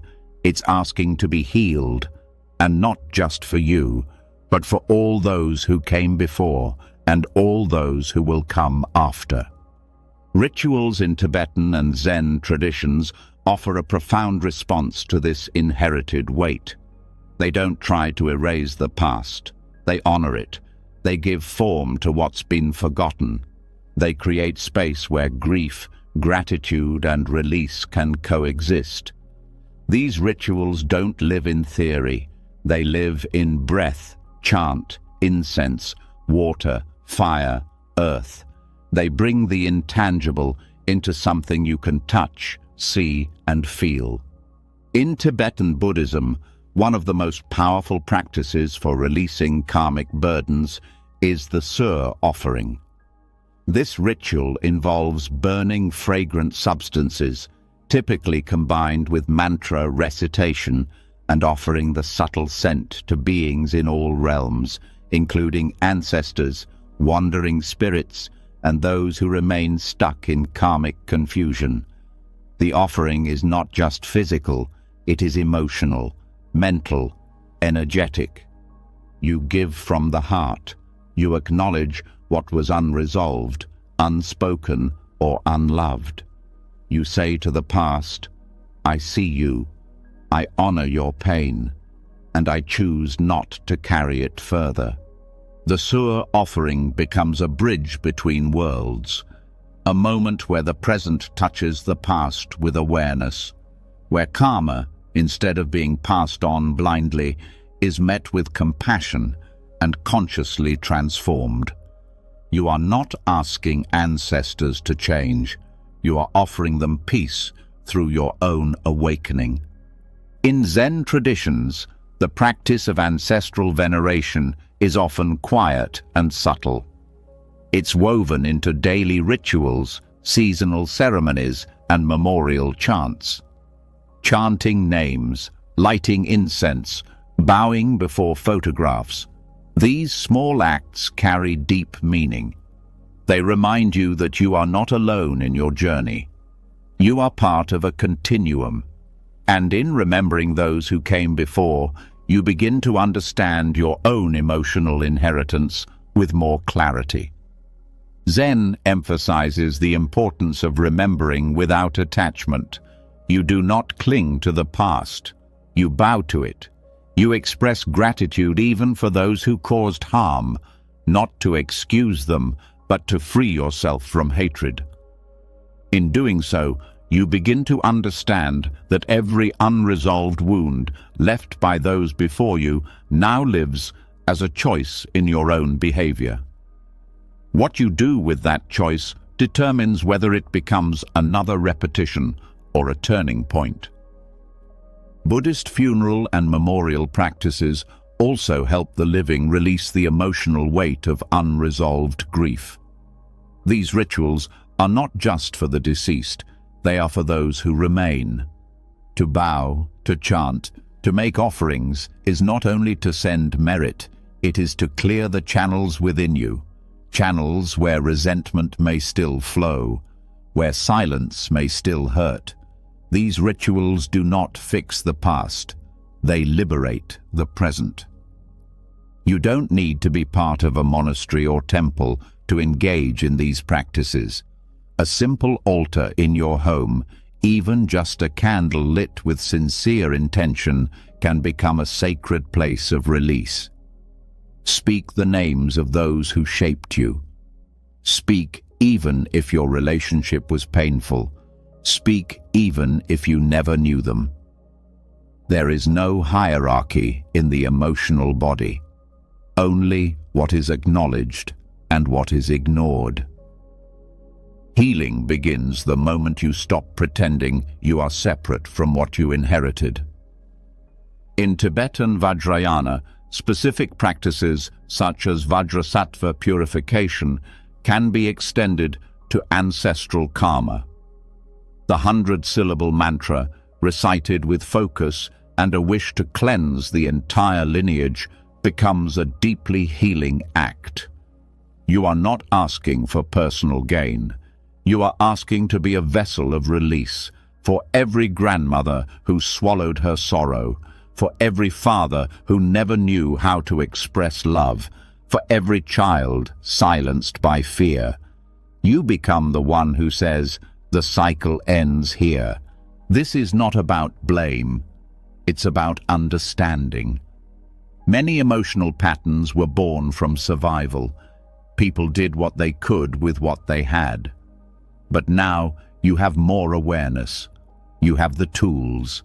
And so the responsibility and the gift falls to you. You get to hold what was dropped. You get to bless what was abandoned. You get to set down what was carried too long. Chanting, bowing, lighting incense, these are not empty rituals. They are acts of embodiment, of grounding intention in form. They shift energy in ways logic can't. They bypass the resistance of thought and go straight to the body, straight to the heart. The release is not always immediate, but it is real. Each time you show up, each time you practice, something loosens, something softens, something returns to stillness. Even the act of cooking a meal and offering the first portion to your ancestors is a form of healing. It says, "I remember, I share, I release." These rituals help you move grief that has no words. They make space for emotions that were never safe to feel. And when those emotions move, you don't just heal yourself, you shift the energy of the entire field around you. There's a Buddhist understanding that when you purify your mind, it radiates outward. It blesses not only your life, but the lives of countless beings. This includes your family, both living and gone. When you dedicate merit from your practice to your lineage, you're saying, "May all who came before me find peace. May all who come after me suffer less." That wish itself begins to change things. And it's not always dramatic. Sometimes the release shows up as a softer tone in your voice, as a new level of patience, as a tear you didn't expect when you heard an old story. Sometimes it comes as a dream, where someone long gone finally smiles. These are not fantasies, they are signs of movement in the field, signs that something deep is unwinding. Forgiveness in this context is not forced. It doesn't mean pretending nothing happened. It means releasing the grip that the past has on your nervous system. It means saying, "I no longer carry your pain as mine. I carry your strength. I carry your lessons, but I walk forward on my own path." This is the true meaning of lineage healing. It's not erasing what happened. It's integrating what was left unfinished. It's giving your ancestors the gift of your presence, of your mindfulness, of your refusal to repeat the same harm, even when the patterns are strong. And these rituals, however simple or complex, become containers for that transformation. They give you something to do with your hands, your voice, your breath, so that the healing doesn't just stay in your mind, it becomes part of your life. This path is not about becoming perfect. It's about becoming free. Free to love your family without being bound by their pain. Free to honor your roots without being defined by their shadows. Free to live without dragging the unspoken grief of generations behind you. Every step you take in awareness, every breath you offer in compassion, every word you dedicate to those who could not speak, this is the work. This is the ritual. This is how you heal what you did not create, but have the power to release. Let the past speak. Let it rise. Let it move through you, and then let it go. Because healing forward always begins by healing backward. And the peace you bring to your lineage is the peace that will echo into the lives of those not yet born. When you begin to release the burdens inherited from those who came before, your path begins to feel lighter. Not because life becomes easier, but because your relationship to the past changes. You stop carrying what was never meant to be carried alone. And now, something else becomes clear. Letting go is not just about history. It's about this moment, this breath, this continuous unfolding of beginnings and endings. Life doesn't pause between transitions. It moves, and you are constantly asked to let go, to release not just the past, but each version of yourself as it passes. In Buddhist teachings, this is the wisdom of the bardo. The word bardo means in between. It is often spoken of in relation to death, the state between one life and the next. But the deeper understanding is much broader. Every moment of change is a bardo. Every ending, every loss, every shift in identity. You go through dozens of bardos in a single day, from waking to sleeping, from joy to sadness, from one breath to the next. Each is an invitation to let go of what was and rest in what is now. Bardo teachings help you see that attachment is not just to things, it's to moments, ideas, feelings, roles. You identify with being a partner, a parent, a success, a failure. You hold tightly to how life should look. And when those images begin to change, suffering arises, not because of the change, but because of resistance. In the bardo, resistance has no place to hide. That's why it can feel so raw. You are no longer who you were, and not yet who you will be. The ground disappears, certainty vanishes. But this is not a punishment. It is a doorway. A rare moment when you can see yourself clearly without the layers. And if you can stay present in the bardo instead of rushing through it, you can learn the art of release, not as a loss, but as a return. Psychologically, bardos are the moments when your identity softens, when your usual ways of thinking no longer apply, when something breaks through crisis, through realization, through deep change, and what used to define you no longer fits. You are not just confused, you are being reformed. But if you panic, you miss the teaching. If you grasp, you create new suffering. The only path through is presence. To train in this, Buddhist practice encourages you to become intimate with impermanence. Not as a concept, but as a living truth. You watch how each thought rises and passes. You watch how emotions peak and dissolve. You observe how attachment causes pain, not because you love, but because you expect permanence in a world built on change. In bardos, that truth becomes unignorable, and that is a gift. The teachings say that in the bardo after death, the mind is highly reactive. Thoughts manifest immediately. Fear can distort what you see. Clinging creates hallucinations. But the same is true in life. When one phase ends, whether a job, a relationship, or a sense of purpose, the mind races. It creates stories. It grabs onto anything that feels solid. This reaction is understandable, but it is not helpful. What is helpful is learning to relax into uncertainty. Relaxation here doesn't mean indifference. It means loosening the grip. It means allowing space between thought and reaction. When a life transition arises, expected or not, You bring the same awareness you would bring to a meditation cushion.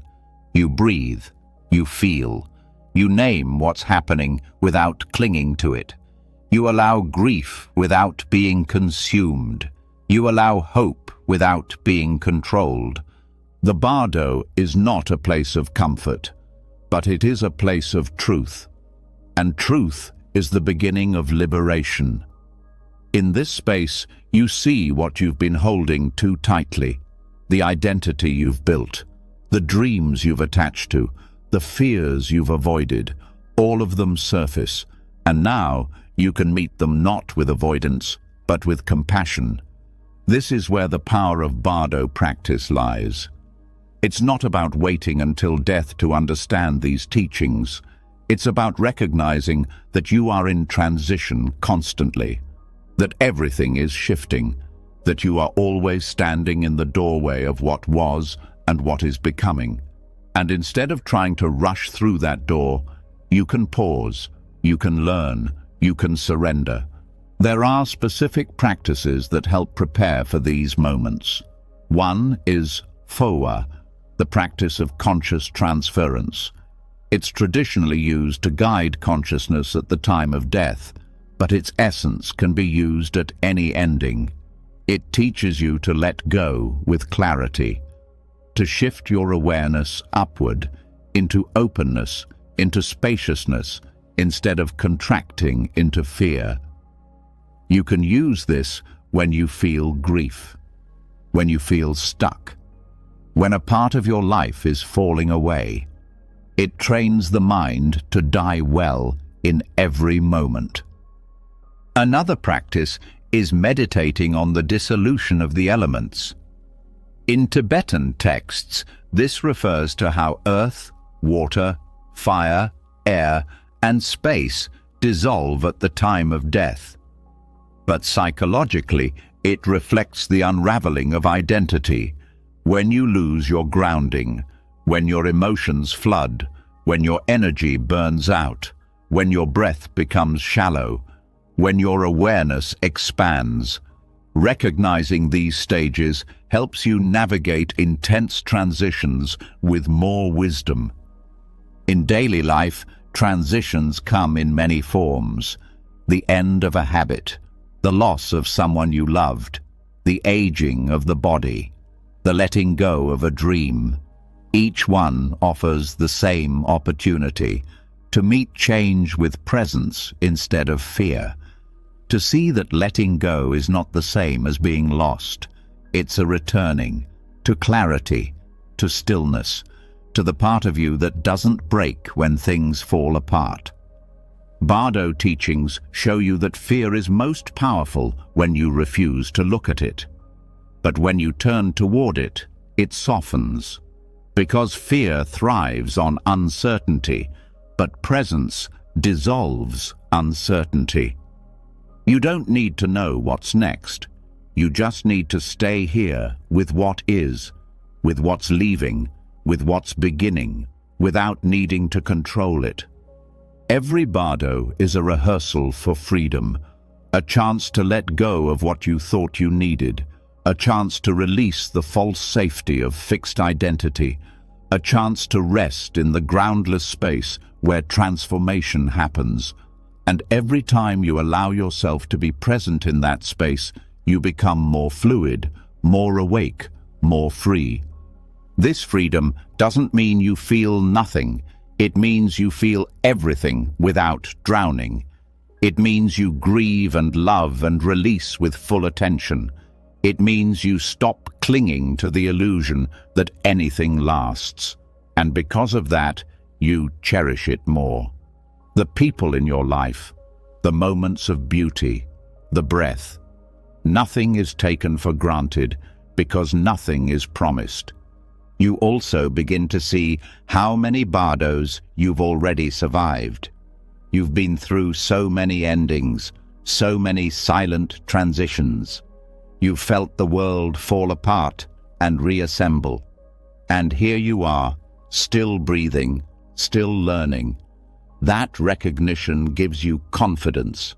You are not a fixed self trying to control reality. You are awareness moving through reality, with less fear, with more grace. Let this teaching settle in the center of your being. Every transition is sacred, not because it's easy, but because it strips away illusion. Every bardo reveals the truth that life is process, not possession. Flow, not form.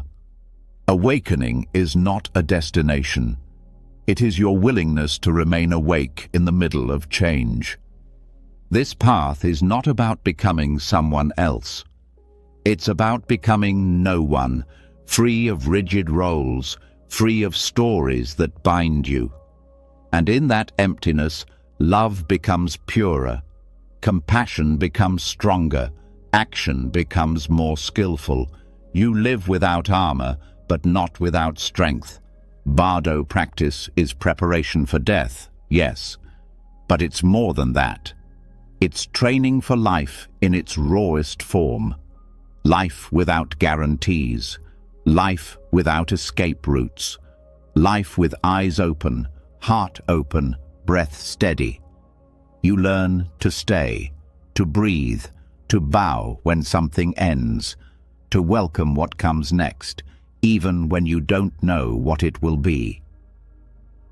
And when death finally arrives, not as a theory, but as reality, you will not panic. You will not run. You will recognize this too as a transition, a bardo, another space to enter with awareness, another illusion to meet with clarity, another chance to let go, not as loss, but as liberation. You are already practicing this every time you soften instead of tighten, every time you allow silence instead of rushing to fix, every time you feel the urge to hold on and choose instead to breathe. This is how the mind becomes free, not by finding stability, but by learning how to rest in change. And this is the path you are walking now. Let it carry you. Let it teach you. Let it show you that what you thought was an ending is just another opening. Letting go through the lens of bardo teaches you how to be fully present in change. It teaches you that every shift, no matter how small or shattering, is a path into awareness. But even with all the clarity gained in transitions, the mind can still remain loud. After all the insight, the mind keeps speaking. It replays old thoughts. It returns to worries. It fills space with stories, even when you already understand the lesson. That noise becomes the next challenge. It keeps you on the surface. It drains your energy. It makes you feel distant from yourself. And there is one ancient antidote for this restlessness: silence. Not the silence of a quiet room, not the absence of sound. Noble silence. The kind of silence that goes deeper than words.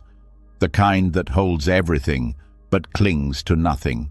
The kind that monks practice in forests, that meditators honor in retreats. A silence that reveals more than speech ever could. Because when all outer noise ends, the inner noise has nowhere to hide. Mental turbulence is not only caused by what happens, it's intensified by what the mind says about what happens. A single moment of difficulty is often multiplied by endless commentary. Thought feeds thought. Reaction feeds reaction. Silence breaks that cycle. Not by force, but by space. It creates a container where thoughts lose urgency, where the need to explain disappears, where peace is not added, it is uncovered. Noble silence is not suppression. It is mindfulness without distraction. It is presence without narration. It is awareness that no longer needs to perform. When you stop speaking, your energy stops leaking, your attention gathers inward, and what felt overwhelming becomes clear, manageable, even still. Forest monks have long known this. They don't isolate themselves to escape the world. They do it to hear it more deeply, to see the mind without distortion. In silence, they study not just teachings, but their own reactions. They sit with craving, with fear, with memory. They watch these rise and fall until there is nothing left to chase. In that stillness, the mind begins to settle, not because it is forced, but because silence is its natural home. In Vipassana meditation, noble silence is part of the container. For days, sometimes weeks, there is no speaking, no eye contact, no gestures. The outer world becomes still. The inner world becomes loud at first, but then something shifts. The mind sees how repetitive it is, how much of it is just habit. Without new input, the old patterns lose momentum. Thoughts that once felt important start to lose their pull, and from that quiet, real insight begins to rise. Silence also neutralizes emotional reactivity. Most of the time, anger needs an audience. Fear needs a listener.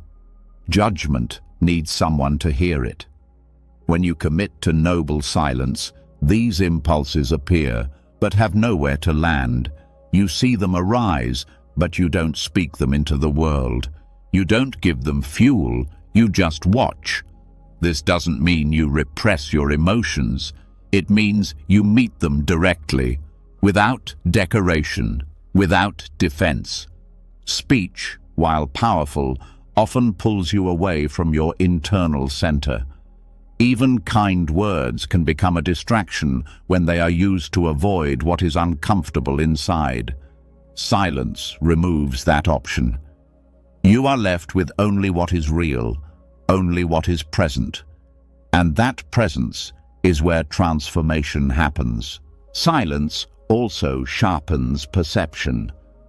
When the mind stops turning outward through speech, your senses become more vivid. You notice subtle tension in your body. You notice patterns in your thoughts. You notice how quickly you reach for distraction. And the more you notice, the more you understand. Insight is not always loud. Sometimes it arrives like a whisper, only heard when everything else is quiet. This is why noble silence is so valuable in detoxifying mental chatter. The more you stay in silence, the more you realize that not every thought deserves a response. Not every emotion needs to be explained. Not every question needs an answer. You begin to trust stillness, to live in it even when nothing is happening, especially when nothing is happening. In everyday life, silence is rare. Not just external, but internal. Most people move from one noise to another, from a conversation to a podcast, from music to scrolling. Silence feels awkward, unproductive. But in Buddhism, silence is not absence, it is space. And space is what allows wisdom to arise. You do not need to chase answers. You need to be quiet enough to hear them when they come. Even short periods of noble silence can change your nervous system. 10 minutes of true silence, no speaking, no reacting, no seeking, can begin to shift your baseline. You feel less hurried, less tense. Your breath deepens, your muscles soften, because you are no longer caught in the performance of the mind. And as the mind slows down, you start to hear what lives beneath it. Not more thought, but something different. A deeper kind of knowing, not logical, not verbal.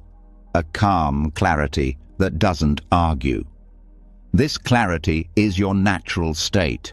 It's not created by silence, it is revealed by it. This is the silence that masters speak from. It's why their words feel so precise, even when few are spoken, because their speech is not reaction, it is response. It comes from stillness, not from habit. You begin to learn this rhythm. You speak less, but what you say matters more. You interrupt less. You listen more fully. Your communication becomes medicine, not noise. Noble silence also reveals your cravings, the urge to speak, to explain, to entertain. These urges arise, and in silence you don't follow them. You watch, and you learn. You see how often speech is used to gain control, to seek approval, to fill space. But when you stop reaching outward, you begin to see that nothing is missing. Silence shows you that presence is enough. This is why silence is a purification. Not because it changes your environment, but because it purifies your view of yourself, of others, of reality. It strips away the unnecessary. It leaves only what's essential. And from that essence, real transformation begins. The practice of noble silence is not limited to retreats. You can bring it into daily life. A silent morning before the phone turns on, a walk without music, a meal without talking, a moment between tasks where you say nothing, do nothing, and simply feel. These small acts create space in the mind. They restore what has been scattered. And in that space, you begin to see patterns that once went unnoticed. You begin to understand your reactions, not by analyzing them, but by feeling their texture in the silence. You begin to notice when you speak from tension and when you speak from truth. This awareness creates choice, and that choice brings freedom.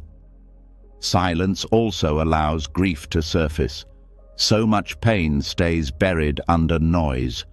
Words can keep it hidden, but when the mind becomes quiet, the body speaks, the tears come, the breath changes, the memory rises, and you don't run, you stay, you hold it in stillness, and the silence becomes a healing container. Joy, too, becomes clearer in silence, not the joy of excitement, but the joy of being, of sitting still and knowing you are enough, of feeling your breath move gently, of hearing the wind, the heartbeat, the silence itself. This is not dramatic joy, but it is steady, unshakable. It does not depend on conditions, it arises from within. And over time, the silence doesn't feel empty. It feels full, full of life, full of wisdom, full of presence. You no longer fear it, you crave it, because it brings you back to yourself. This is not about avoiding life. It's about learning how to return to the center of life, where words are no longer needed to prove anything, where silence becomes your teacher, your refuge, your power. Let noble silence be part of your practice. Let it cleanse the mind. Let it slow your reactions. Let it show you what has always been true, that peace is not something you create. It is something you uncover when the noise fades and the stillness remains. You are not the thoughts. You are the space between them, and silence is the doorway back. After sitting in silence, after watching your thoughts settle, something becomes undeniable. Beneath the quiet, there's a voice you still carry. It's not loud like the others. It's not chaotic like mental chatter. It's subtle, persistent, and often cruel. It sounds like you, but it doesn't speak from love. It criticizes, corrects, compares. It knows exactly where you're most vulnerable and echoes there. It isn't trying to help, it's trying to protect, but through punishment. This is the inner critic. And now, in the space created by noble silence, you can finally face it. Silence reveals the tone of your relationship with yourself. If you pay close attention, you begin to notice how you speak inwardly when you're disappointed, when you're tired, when things don't go the way you hoped. This voice doesn't only emerge in failure, it appears even in success, questioning your worth, pushing for more, never satisfied. It was shaped over years, maybe by a parent, a teacher, a culture that valued achievement over acceptance. It learned to speak harshly because that's what it thought would keep you safe. But now, this voice is no longer protecting you. It's wounding you from within. Buddhist teachings offer a direct way to transform this voice, not by arguing with it, not by silencing it, but by surrounding it with something it's never known, unconditional friendliness.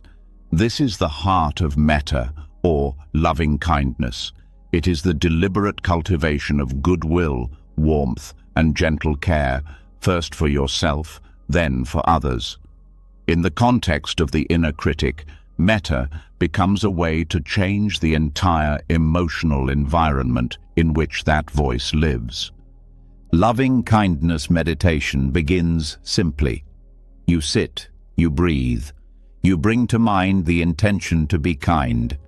You repeat phrases, not to convince yourself, but to plant seeds. May I be safe. May I be well. May I be happy. May I live with ease. You say these not because you already believe them, but because saying them gently begins to rewrite the inner script. At first, resistance arises. The critic says you don't deserve this kindness. It says you haven't done enough. It mocks the softness. This is part of the process. You're not failing when this happens. You're reaching the very place where the healing needs to happen. The critic has been dominant for so long, it won't step aside easily. But it's not stronger than love. It's just louder. At first. As you continue the practice, you learn to direct these phrases to the parts of you that hurt the most, the part that always doubts, the part that's ashamed, the part that feels like a burden. Instead of judging these parts, you hold them. You say, may you be free from fear, may you be held in compassion. You say this to yourself, not because it changes things instantly, but because it invites a different relationship, one based not on fixing, but on understanding. Metta doesn't erase pain, it makes space for it. It says, you're allowed to feel this. You don't need to hide it. You don't need to justify it. You are worthy of love even here, especially here. As you deepen the practice, you start to recognize the critic not as an enemy, but as a wounded voice. A voice that learned harshness as a strategy.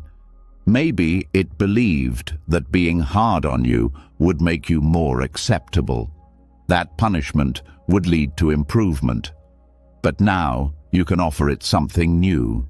You can say, thank you for trying to protect me, but I choose another way.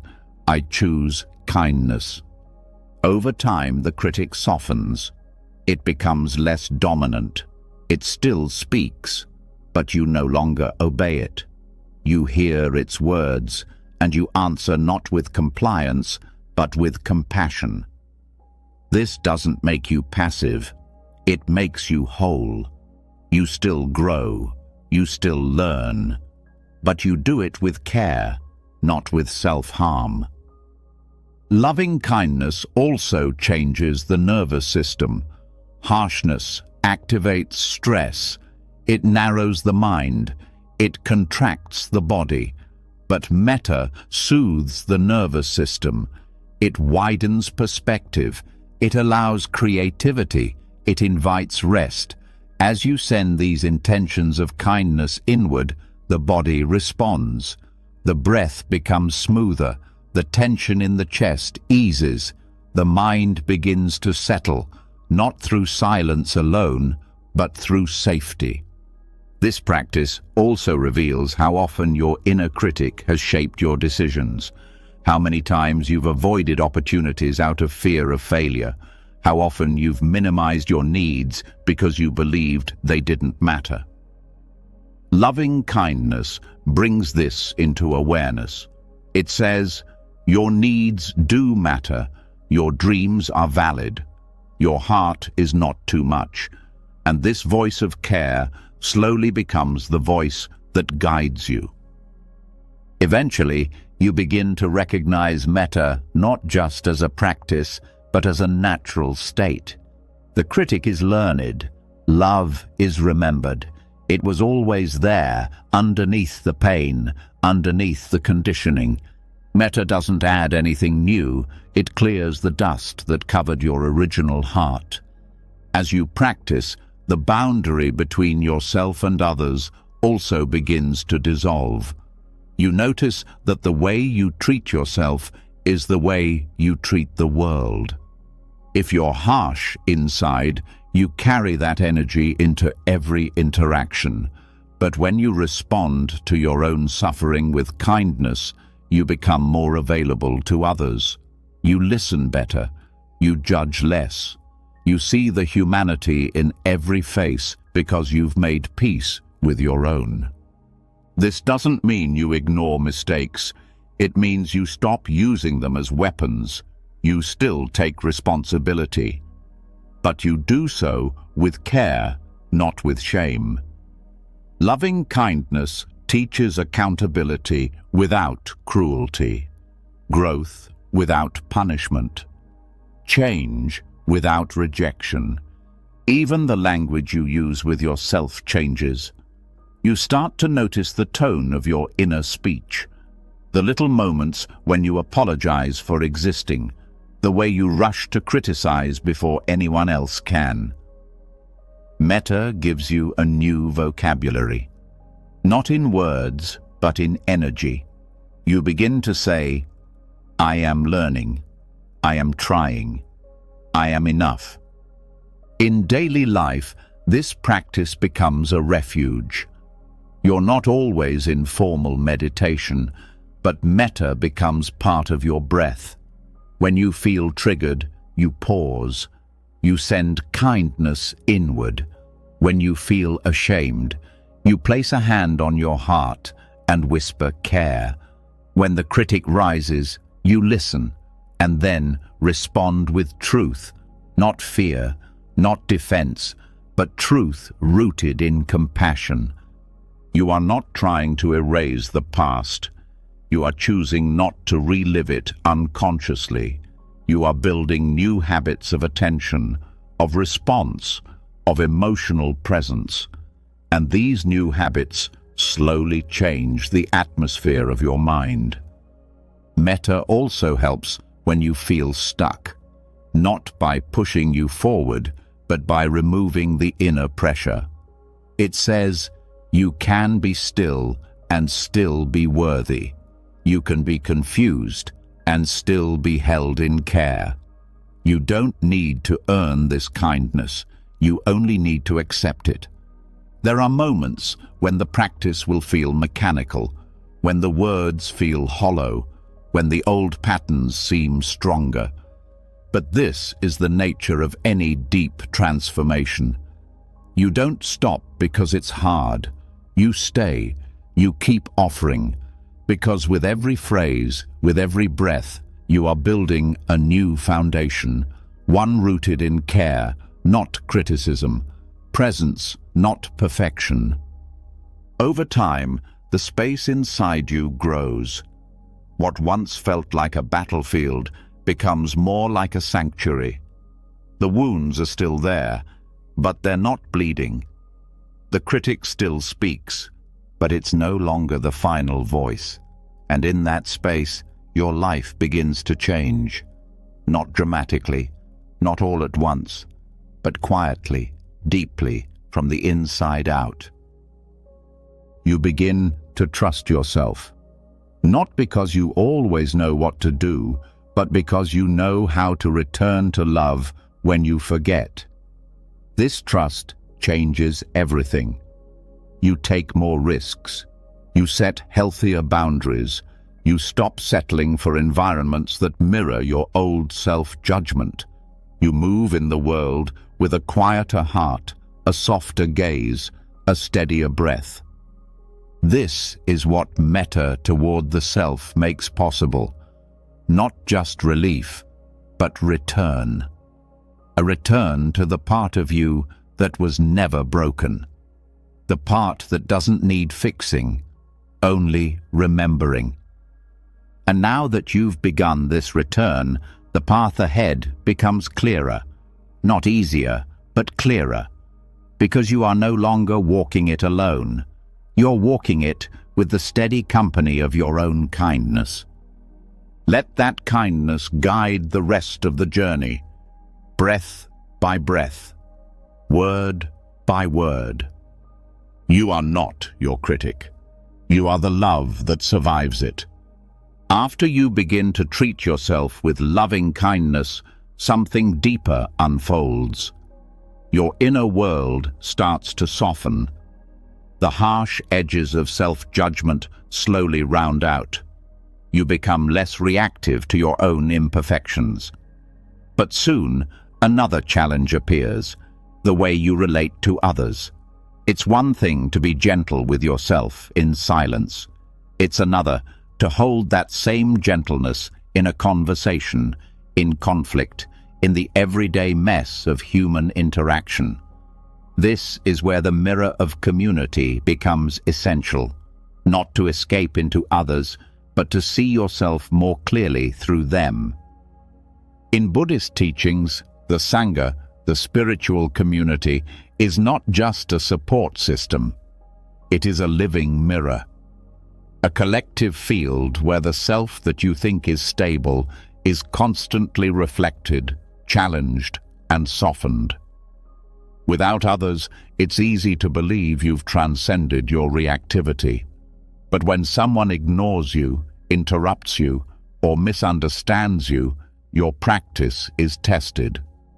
What rises in these moments is not new. It was already there. The Sangha helps you see it. This mirror doesn't work because people are perfect. It works because they aren't. It works because their habits activate your unconscious patterns. When you feel judged, it's a chance to see where you still judge yourself. When you feel excluded, it reveals where you exclude parts of yourself. Community shows you what's unresolved, not through teaching, but through interaction. This reflection is not always comfortable, but it is honest. The presence of others pulls the hidden material to the surface, not to shame you, but to reveal what's ready to be seen. When you react strongly to someone, pause and look inward. What expectation was challenged? What fear was touched? What part of your identity felt threatened? These questions don't push blame outward. They bring the power back to awareness. The Sangha becomes a training ground for this kind of seeing. It's not about always agreeing or always feeling safe. It's about learning to stay open, even when discomfort arises.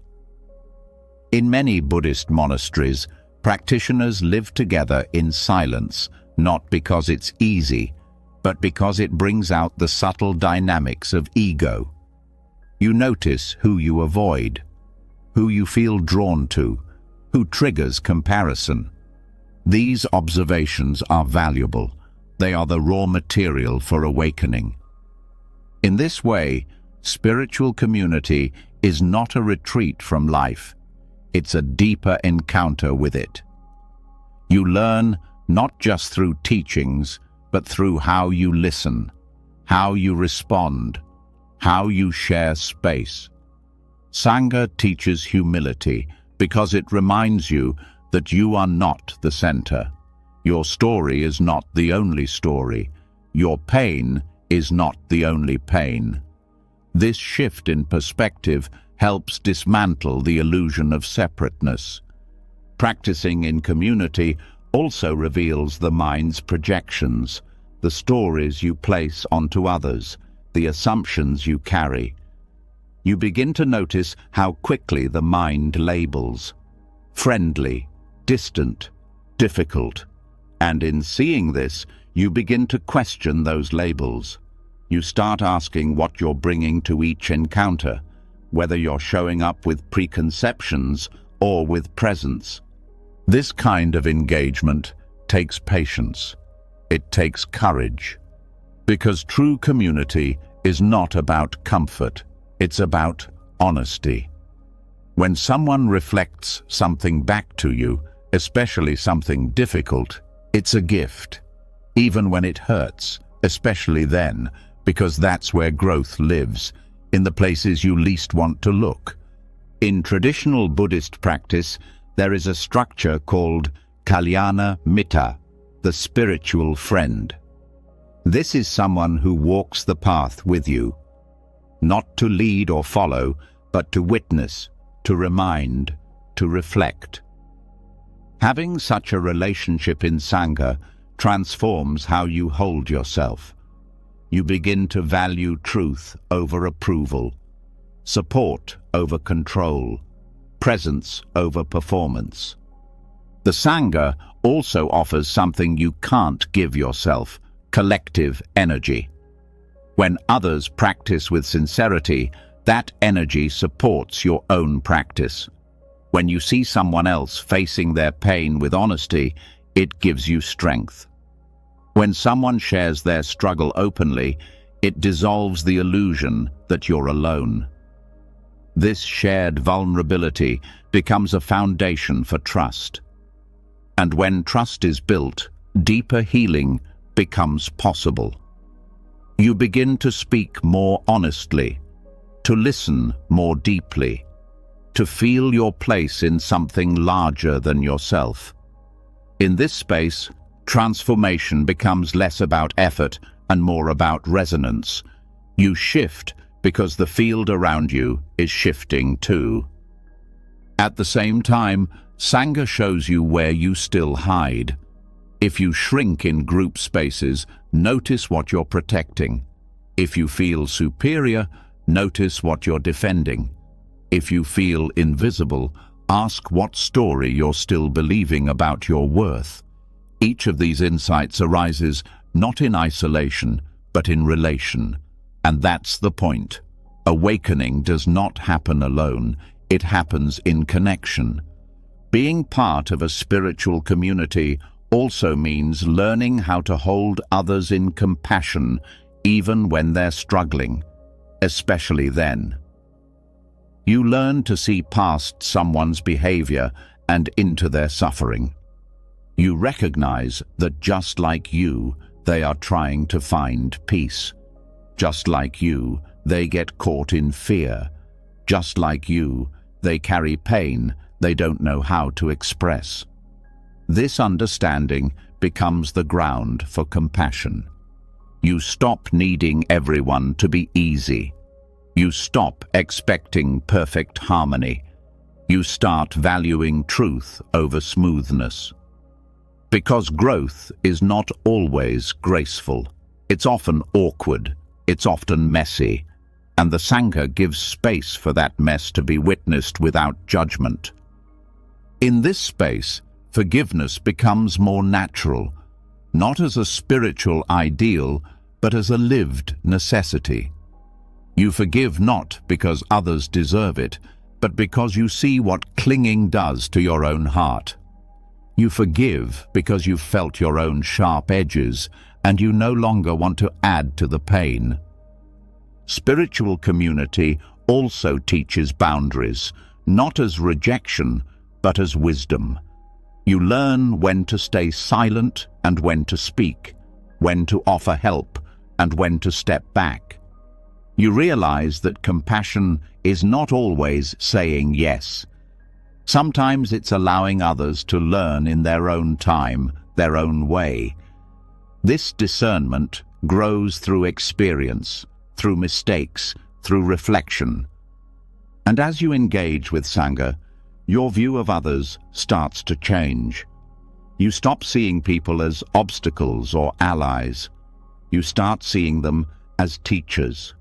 Every interaction becomes a chance to notice something in yourself, to soften a reaction, to open a little more, to love with less condition. In many Zen traditions, practitioners bow to each other before and after every interaction. This is not a ritual of hierarchy. It's a practice of recognition. I see you. I see your struggle. I see your light. This bow is a moment of reverence, a pause, a return to presence. It reminds you that every being is walking their own difficult path and that you are not separate from them. This sense of non-separation is what the Sangha cultivates. You move from me and them to us, from isolation to shared humanity, from judgment to mutual respect. Not because everyone is easy to love, but because love becomes less about preference and more about practice. The Sangha teaches you that awakening is not just inward, it's relational. It's how you show up, how you respond, how you hold space. You don't need to fix everyone. You don't need to be liked by everyone. You only need to stay true, to stay kind, to stay present. And in that presence, the old ways of relating begin to fall away. You don't need to defend yourself with sarcasm. You don't need to withdraw to feel safe. You don't need to be perfect to be accepted. You simply need to be willing, to be real, to keep showing up. This is how the Sangha becomes not just a community, but a mirror. Not just a group, but a path. It reflects your inner world back to you, so you can see more clearly, love more fully, and let go more completely. You don't have to walk this path alone. You were never meant to. When you begin to open in community, when your walls soften and your defenses fall away, something new becomes visible. The more present you become with others, the more aware you grow of how your choices ripple through them. Every word, every action, every silence carries weight.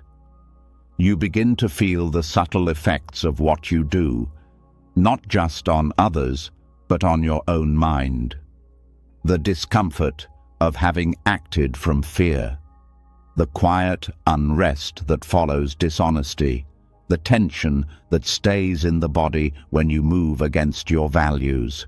This is the voice of conscience, and it's not asking for punishment, it's asking for alignment. In Buddhism, this alignment is cultivated through sila, ethical conduct. Often misunderstood as a set of rules, sila is not about control or suppression. It is about liberation. It's about clearing the internal landscape so you can sit in silence without being haunted, so you can relate to others without guilt, so you can rest in your own mind without conflict. Ethical conduct is not about being good in a superficial sense. It's about creating the inner conditions that allow peace to arise. The 5 precepts, abstaining from killing, stealing, sexual misconduct, false speech, and intoxicants, are not commandments. They are training principles. They point toward actions that lead to mental clarity. They guide you away from behaviors that disturb the heart. When followed with awareness, They begin to detox the conscience. The heaviness of regret, the confusion of moral ambiguity, the restless energy of unacknowledged harm, these begin to lift. Every time you act in contradiction to your values, you create friction inside. You might justify it in the moment, but your nervous system records the split. Your heart feels the dissonance, and over time, that dissonance accumulates. It becomes self-doubt, it becomes anxiety, it becomes shame. Ethical living clears that accumulation not through judgment, but through integrity. It says, live in a way that leaves nothing hidden. Sila is powerful because it addresses the source of inner conflict. You don't need to wait until after a harmful action to start cleaning up. You can prevent the harm before it happens. You can catch the impulse before it becomes karma. This proactive mindfulness strengthens your ability to pause. It builds a kind of ethical immunity. Not rigid, not reactive, but responsive, grounded, clear. When you live with this kind of awareness, your actions begin to reflect your deepest intentions. You speak not to manipulate, but to connect. You act not to take, but to share. You move through life not as someone trying to prove worth, but as someone embodying wisdom. And in that embodiment, remorse fades, not because you never err, but because you're willing to see when you do and make amends. Sila doesn't require perfection. It requires honesty. It asks you to stop hiding behind excuses, to stop numbing the conscience with distraction, to face the discomfort of your own missteps, and respond with responsibility, not avoidance. In this way, ethics becomes an ongoing process of purification, a way of living that continually removes the blocks to joy. This purification is not abstract. You feel it in the body. You notice how certain actions leave you feeling lighter, while others leave residue. You start to choose differently, not because you're afraid of punishment, but because you've tasted what peace feels like, and you don't want to pollute that space.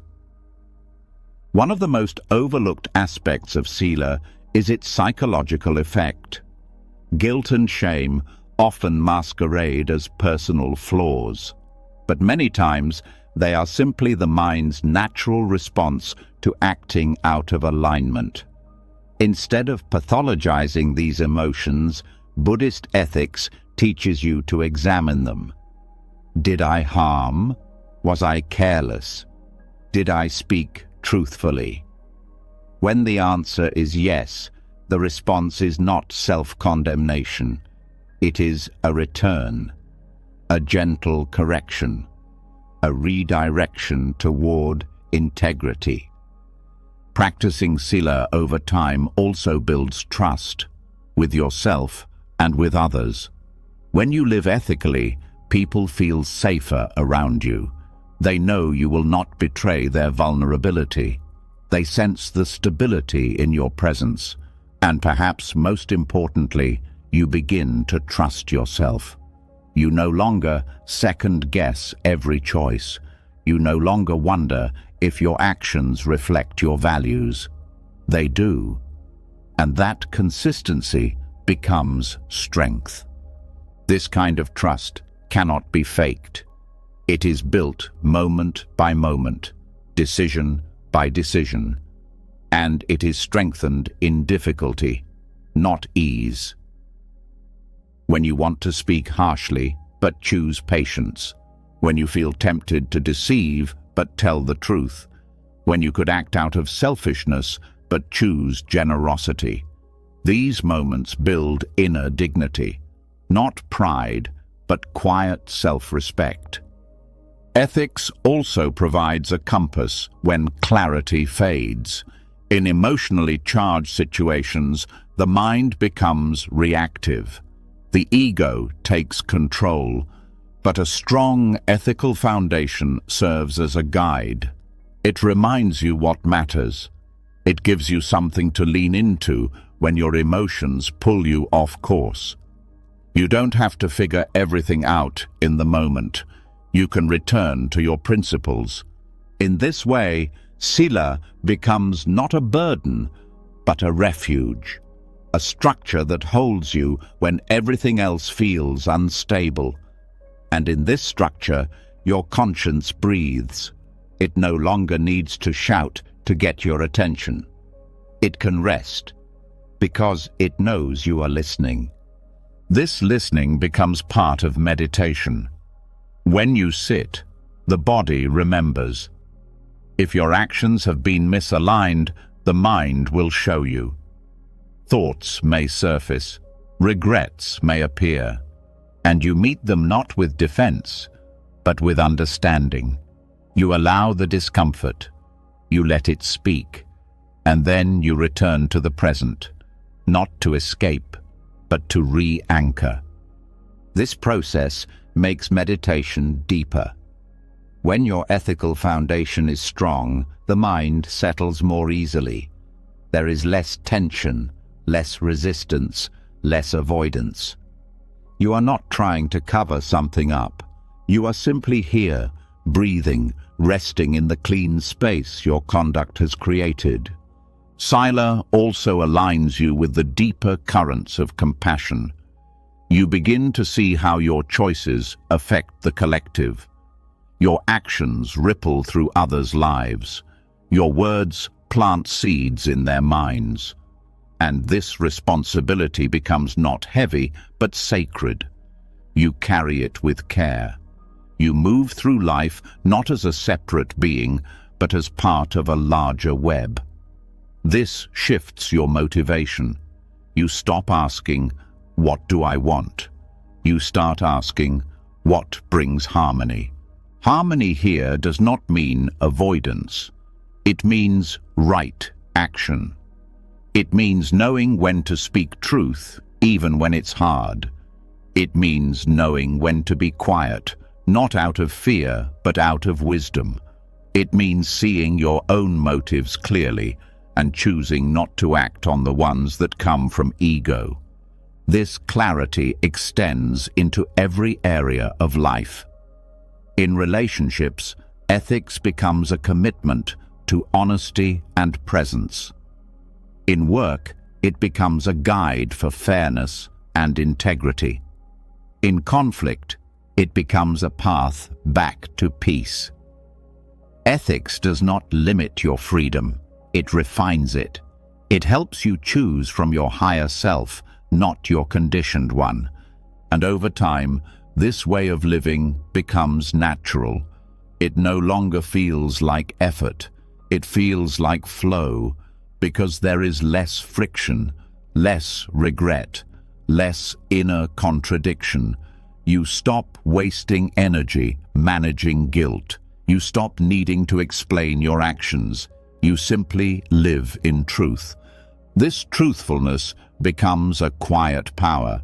It doesn't boast. It doesn't argue. It just is. And it radiates. People feel it in your presence. You feel it in your breath.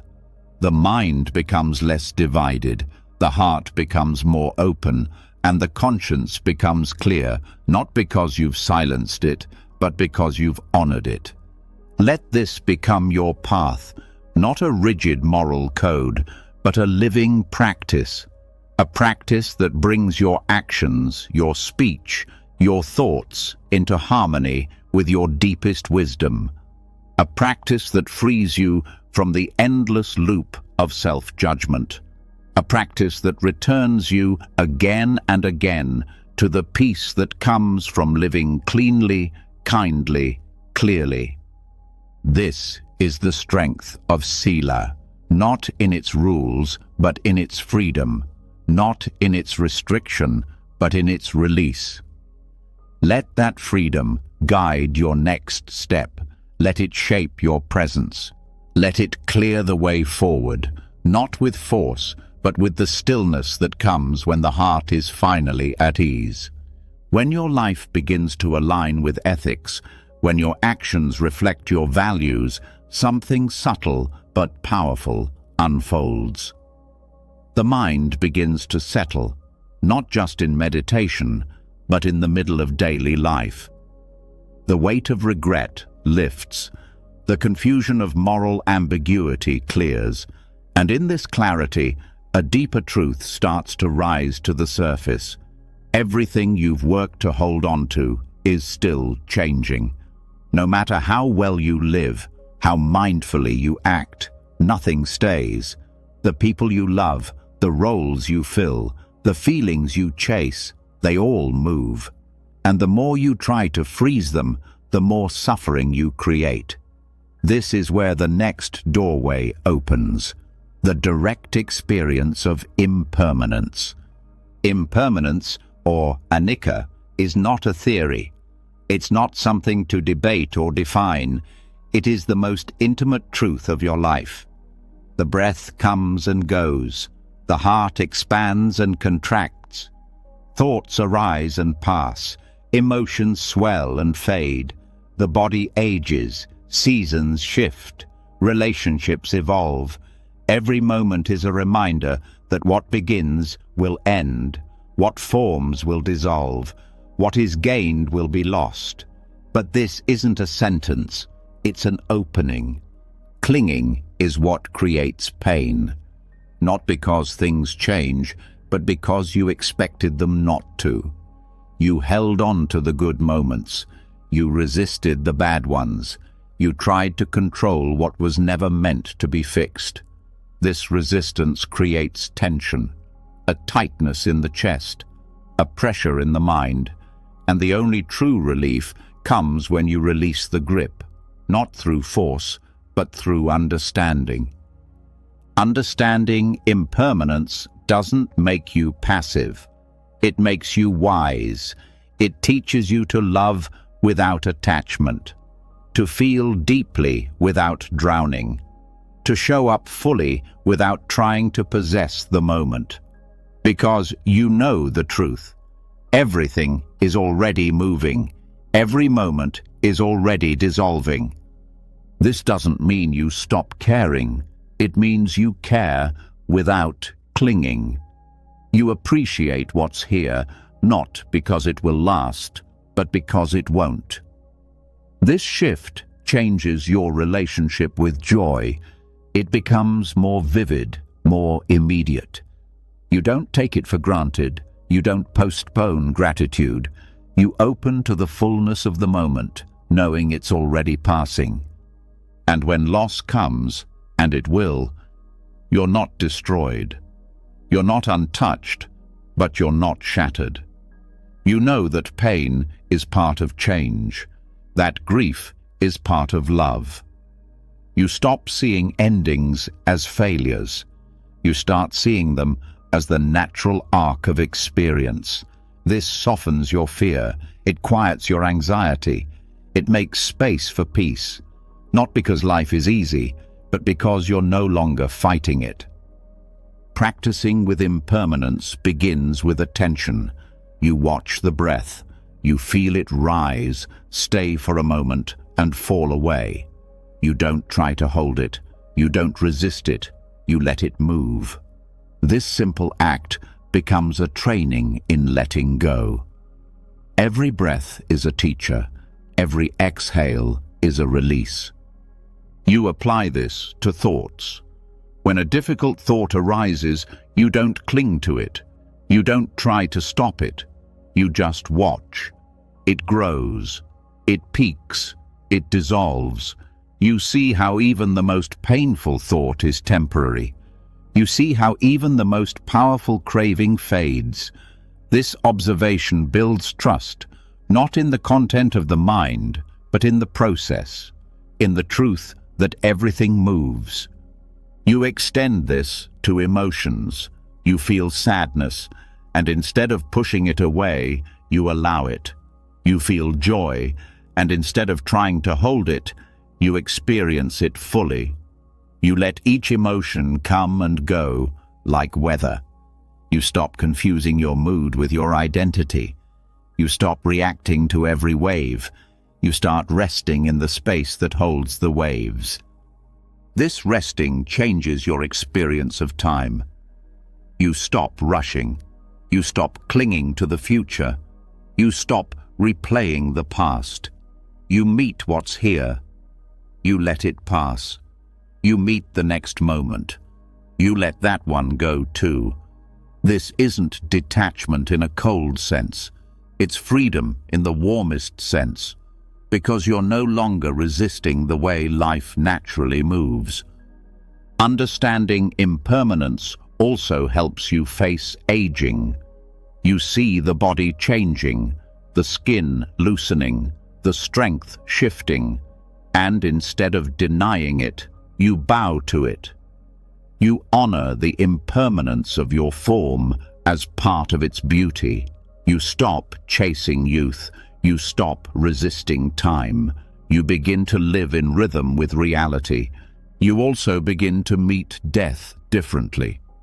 Not just the death of people you love, but the little deaths of identity, of routine, of certainty. These endings no longer scare you. They teach you. They show you what matters. They strip away what's false. They bring you into what's real. In Buddhist practice, meditating on death is not morbid. It is liberating. It reminds you that you don't have time to waste, that nothing is promised, that each word you speak, each action you take matters, because it may be your last. This doesn't make you anxious. It makes you awake. When you integrate impermanence, your relationships change. You no longer cling to roles. You no longer expect people to stay the same. You allow others to change, to grow, to move on. You hold them with love, not possession. And because of that, your love becomes more honest, less needy, more generous.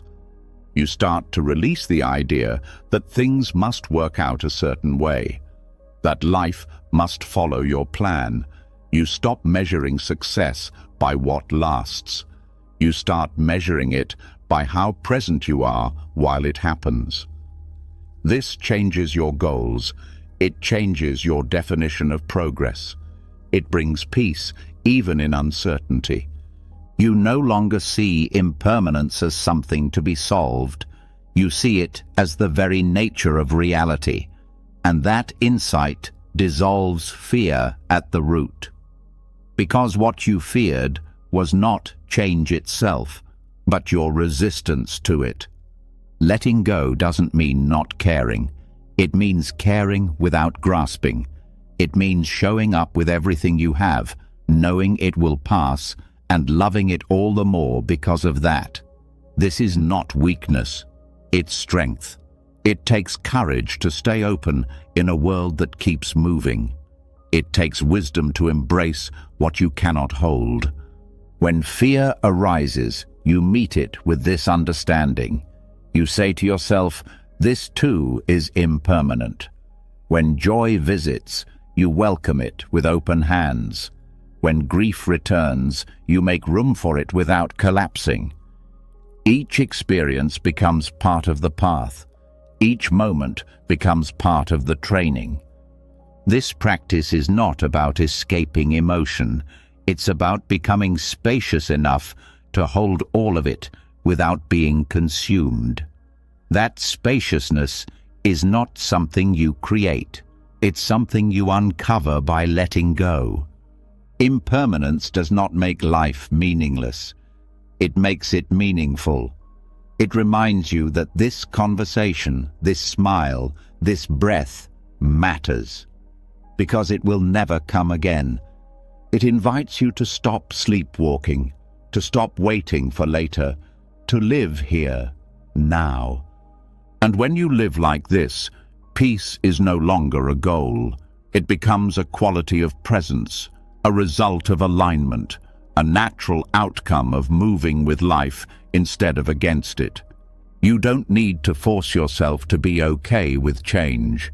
You just need to see it clearly, to feel it directly, to let it teach you what permanence never could. That freedom isn't in holding on, it's in knowing you don't need to. And from this knowing, something new arises. Not detachment, but connection. Not indifference, but depth. You begin to love more fully, not because it will last, but because it won't. Let this understanding guide you. Let it soften the fear. Let it loosen the grip. Everything you need to let go of is already moving. Everything you think will last is already passing, and that's not a loss. That's your freedom. After surrendering to impermanence, something inside softens even further. You stop trying to trap life in containers. You stop expecting permanence where there is none. You've started to understand that clinging is not safety, and letting go is not loss. It's the natural flow of everything. But now, another question arises in the quiet that follows release. What do you live for if everything is always moving? What gives shape to your path when you no longer chase security or grasp at identity? In Buddhism, the answer is not about self-fulfillment. It's about turning outward. It's about becoming a source of liberation for others. This is the Bodhisattva ideal. The Bodhisattva does not seek awakening just for themselves. They vow to awaken for the sake of all beings. Not because they feel superior, not because they want recognition, but because they see clearly that there is no real separation.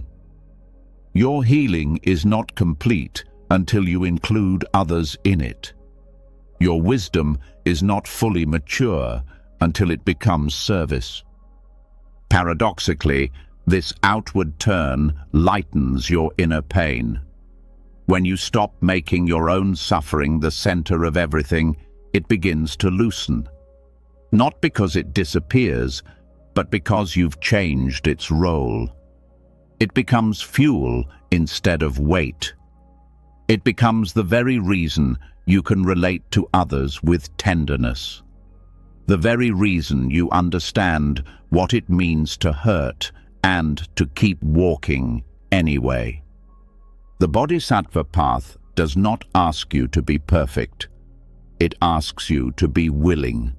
Willing to keep your heart open even when it aches. Willing to keep showing up even when it feels like nothing is changing. Willing to make your path not just about survival, but about service. This intention doesn't remove your wounds. It transforms them into wisdom. You may still carry the scars of past trauma. You may still hear the echoes of old doubt. But now, these are not signs of failure. They are reminders of your capacity to hold others in their own struggle. When you walk the Bodhisattva path, your pain is not a barrier. It becomes a bridge. Every time you choose to meet someone with compassion instead of judgment, you are embodying this path. Every time you respond to harm with awareness rather than reaction, you are living it. It's not about dramatic acts. It's about everyday choices. It's how you speak, how you listen, how you show up with presence in the ordinary moments that most people overlook. And yet, the Bodhisattva vow is not passive. It calls for courage, to see suffering and not turn away, to stay steady when others collapse, to act when action is needed, not out of ego, but out of love. This strength does not come from detachment.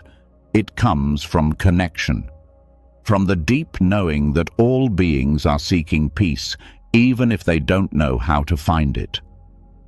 When you dedicate your practice to others, your own healing accelerates, because you're no longer trapped in the small self. You're no longer asking, what do I need to feel better? You're asking, how can I help someone else not suffer in the way I did? That shift expands your perspective. It gives your wounds a purpose. It frees you from the loop of self-centered pain. This path also teaches you not to wait until you're fully healed before you serve. You serve as you heal. You share what you can where you are, because someone else is where you once were, and your presence, your honesty, your humility can become the light they need to see their own way forward. The Bodhisattva path also includes fierce compassion. This is not about being soft all the time. It's about doing what's needed, even when it's uncomfortable. Setting boundaries, speaking truth, protecting others. You are not here to be agreeable. You are here to be awake. And sometimes that means disappointing others to stay aligned with what is right. As your vow deepens, you start to feel a sense of inner resilience. Not because life gets easier, but because you know what you're anchored in. You're not chasing temporary highs. You're rooted in purpose. Your actions become more intentional, your choices more mindful, your presence more impactful. This is not idealism. It is lived reality. The Bodhisattva is not a mystical being from ancient texts. The Bodhisattva is you, every time you choose to keep your heart open in a difficult moment. Every time you offer kindness without expecting anything back. Every time you use your own pain as a compass for compassion. This path also teaches equanimity. You learn to give without attachment to results, to serve without needing praise, to offer your time, energy, and love, knowing that not all seeds will sprout in your lifetime, but they will sprout somewhere for someone. That's enough. You begin to notice the subtle ways your own suffering softens when you're not focused solely on it. You realize that empathy isn't about absorbing others' pain. It's about being present with it. Being a space where suffering can be seen, held, and slowly released. This presence is your offering. It doesn't require words or solutions, just the willingness to stay. The Bodhisattva vow also transforms how you handle your own emotions. When anger arises, you ask, how can I understand this more deeply so I don't pass it on? When fear appears, you hold it with the same tenderness you'd offer a frightened child. You stop rejecting parts of yourself. You begin to include everything in your compassion, especially the difficult parts. This inclusion changes how you relate to others. You stop needing people to be perfect. You stop trying to fix them. You see their behavior as expressions of unmet needs, unhealed pain, and misdirected longing. And instead of reacting, you meet them with grounded awareness. This doesn't mean tolerating harm.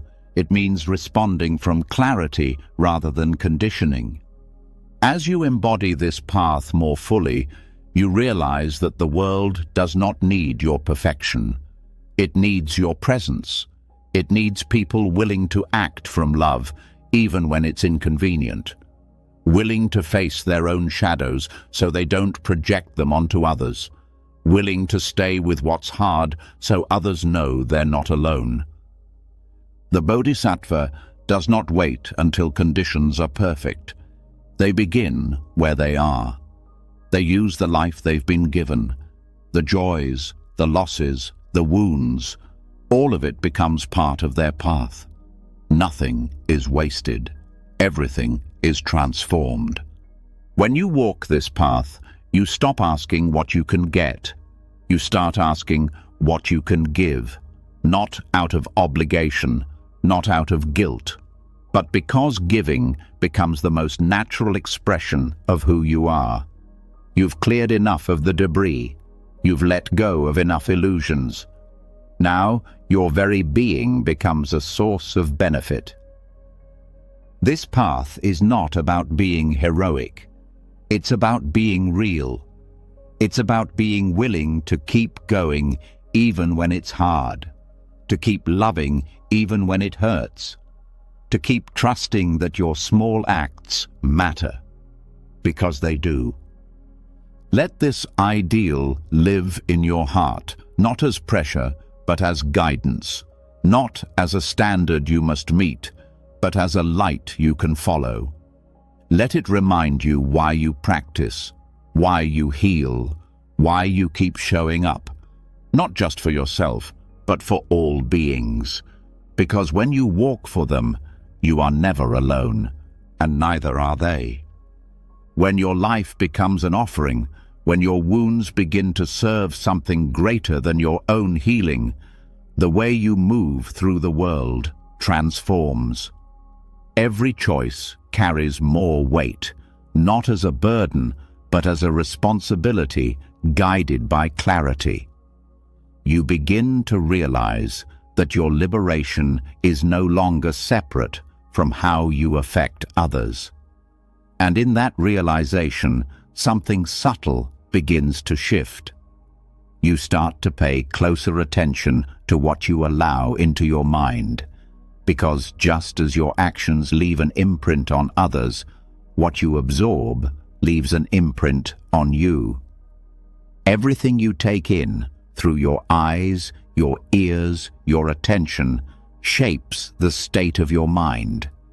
Not just the obvious things like entertainment or conversations, but even the tone, energy, and subtle messages of the environments you engage with.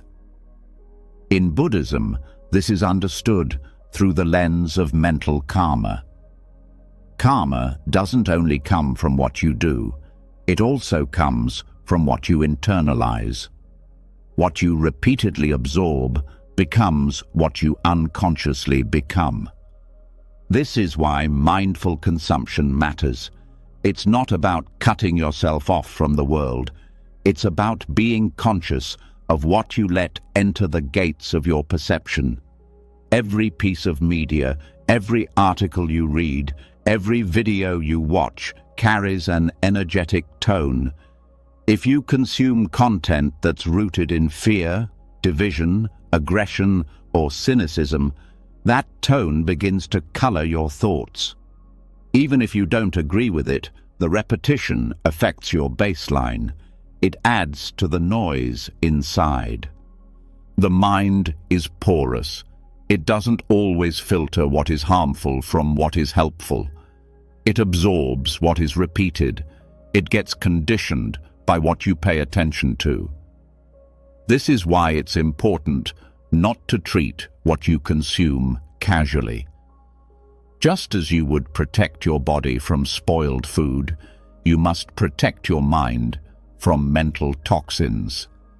Mindful consumption begins with awareness, noticing how certain forms of content leave you feeling heavier, how certain conversations leave your body tense, how certain environments pull you into agitation or distraction. These effects are subtle, but they accumulate, and unless they are seen clearly, they begin to form the background of your life. Start by asking yourself simple questions. What kind of mental states does this content encourage? Does it bring clarity or confusion? Does it feed compassion or resentment? Does it leave me feeling more grounded or more reactive? These questions are not meant to create guilt. They are meant to restore choice. One of the most overlooked sources of mental karma is casual speech. Conversations that revolve around gossip, judgment, or superficiality may seem harmless, but they leave a trace. They pull the mind into comparison, anxiety, and attachment to opinion. Being mindful in speech includes being mindful in listening. When you stay in conversations that go against your values, even passively, your silence can become participation. Stepping back from such interactions is not rejection, it's preservation of clarity. This doesn't mean isolating yourself. It means choosing environments that nourish your inner life. People who reflect your aspirations, conversations that encourage depth, words that carry intention. You begin to notice that after certain encounters, your heart feels more open. After others, it feels guarded. That contrast is your compass. Another form of consumption is self-talk. The narratives you repeat, the identities you reinforce, the judgments you silently affirm. These are absorbed with the same impact as external voices. What you say to yourself when you're alone is often more powerful than anything someone else could say. If the inner voice is shaped by content that feeds insecurity, the result is predictable. Your sense of self shrinks. Your mental energy becomes drained. But if that voice is shaped by awareness, compassion, and clarity, the opposite happens. You grow in steadiness. You begin to trust your inner life. To purify the mind, you don't have to remove everything negative overnight. You start by reducing what is unnecessary. You pause before reaching for another piece of content. You take a moment of silence instead. You read something that uplifts rather than overwhelms. You listen to voices that point toward wisdom rather than chaos. These small shifts recalibrate the mind. Another part of mindful consumption is recognizing how habits of stimulation distort your nervous system. Constant exposure to fast, loud, or emotionally charged media keeps the mind in a heightened state. It becomes difficult to rest, to focus, or to feel subtle joy. Simpler experiences, like watching the breath, listening to the wind, or having a quiet moment, lose their appeal because the mind has been trained to seek intensity. Reversing this takes patience. It requires weaning off of overstimulation and relearning how to be nourished by stillness. Even the background noise matters. What plays while you work, cook, or commute still enters the mind. If it's filled with fear, negativity, or fragmentation, those qualities silently shape your inner world. Replacing this background with silence, nature sounds, or teachings that bring wisdom makes a difference. The mind does not need constant input. It needs meaningful input, or sometimes none at all. Mindful consumption also applies to physical space. The visual environment, the energy of the room, the colors, the clutter, all affect the mind. A messy, chaotic environment sends messages of disorder. A simple, intentional space supports calm and attention. This is not about aesthetics alone. It's about what your surroundings are whispering to your subconscious day after day. In Buddhist monastic settings, great care is taken in creating a space that supports inner stillness. Not for beauty, but for practice. Every object has its place. Every activity is done with awareness. This principle can be brought into your own life. You don't need to live in a monastery to create a peaceful environment. You simply need to become more intentional with what surrounds you. Technology, though powerful, requires particular mindfulness. Endless scrolling, constant alerts, and fragmented attention retrain the brain to be reactive rather than reflective. Mindful use of technology means setting limits, creating digital boundaries, choosing when to engage and when to step back. Not every message needs an instant response. Not every thought deserves to be broadcast. Discipline in digital life restores mental clarity. Another aspect, often ignored, is energetic consumption. This refers to the subtle impact of the moods, emotions, and energies around you. Being in spaces filled with anger or fear affects your system, even if no words are exchanged. This is not about blaming others. It's about becoming sensitive enough to know when your own inner state is being altered and taking steps to return to center. Practices like grounding, breathing, and stepping into nature help reset this balance. Purifying what you take in doesn't mean rejecting the world. It means choosing what allows you to stay awake in the world. It means recognizing that your attention is precious, that what you consume is not passive, it is practice.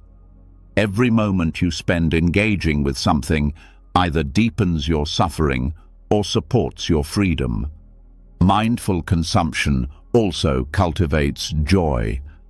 When your mind is not overfed with confusion and clutter, it becomes more receptive to beauty. Small things bring delight. A moment of kindness, a single flower, a quiet sunset. These experiences do not need to compete with chaos for your attention. They become sufficient on their own. As your consumption becomes more mindful, your output changes too. What you say, how you act, how you respond to others, all of it begins to reflect a more settled mind. You speak with more care, you listen with more presence, you stop reacting to everything as if it's urgent. You begin to live in rhythm with what actually matters. This is not about avoiding difficulty. It's about reducing what is unnecessary, so you have the energy to meet difficulty with strength. You stop feeding the mind things that weaken it. You start choosing what aligns with your practice. This is a form of compassion toward yourself and toward others. In Buddhist teachings, right consumption is an extension of right intention. You don't take in what numbs, you take in what supports awakening. You let go of the habit of distraction. You move toward presence, not with harshness, but with care, because what you take in becomes what you live from, and what you live from becomes what you offer to the world. Let your intake be a reflection of your highest values. Let it clear the space within you for peace to arise. Let it support your path, not just by avoiding harm, but by inviting clarity, stillness, and joy. What enters the mind shapes the mind. Let what enters be chosen with awareness. Let your inner space be treated as sacred. Because everything you consume becomes part of who you are becoming. When you begin to purify what enters your mind, when you take responsibility for what you absorb and allow your attention to rest in nourishing places, something deep inside stabilizes. The mind becomes quieter, less reactive. The emotions lose some of their sharp edges. You begin to realize that many of your struggles came not from what happened, but from what you unconsciously fed yourself again and again. With clearer input, the inner environment becomes more honest. And in that honesty, one truth stands above all others. This life is not permanent. Every breath you take is one closer to your last. Every moment that passes is one you will never live again. And when this is not just a poetic idea, but a living awareness, it changes everything. This is the practice of Maranasati, the contemplation of death. It is not meant to frighten you or to push you into despair. It is meant to clarify. It is meant to dissolve illusion and return the mind to what truly matters.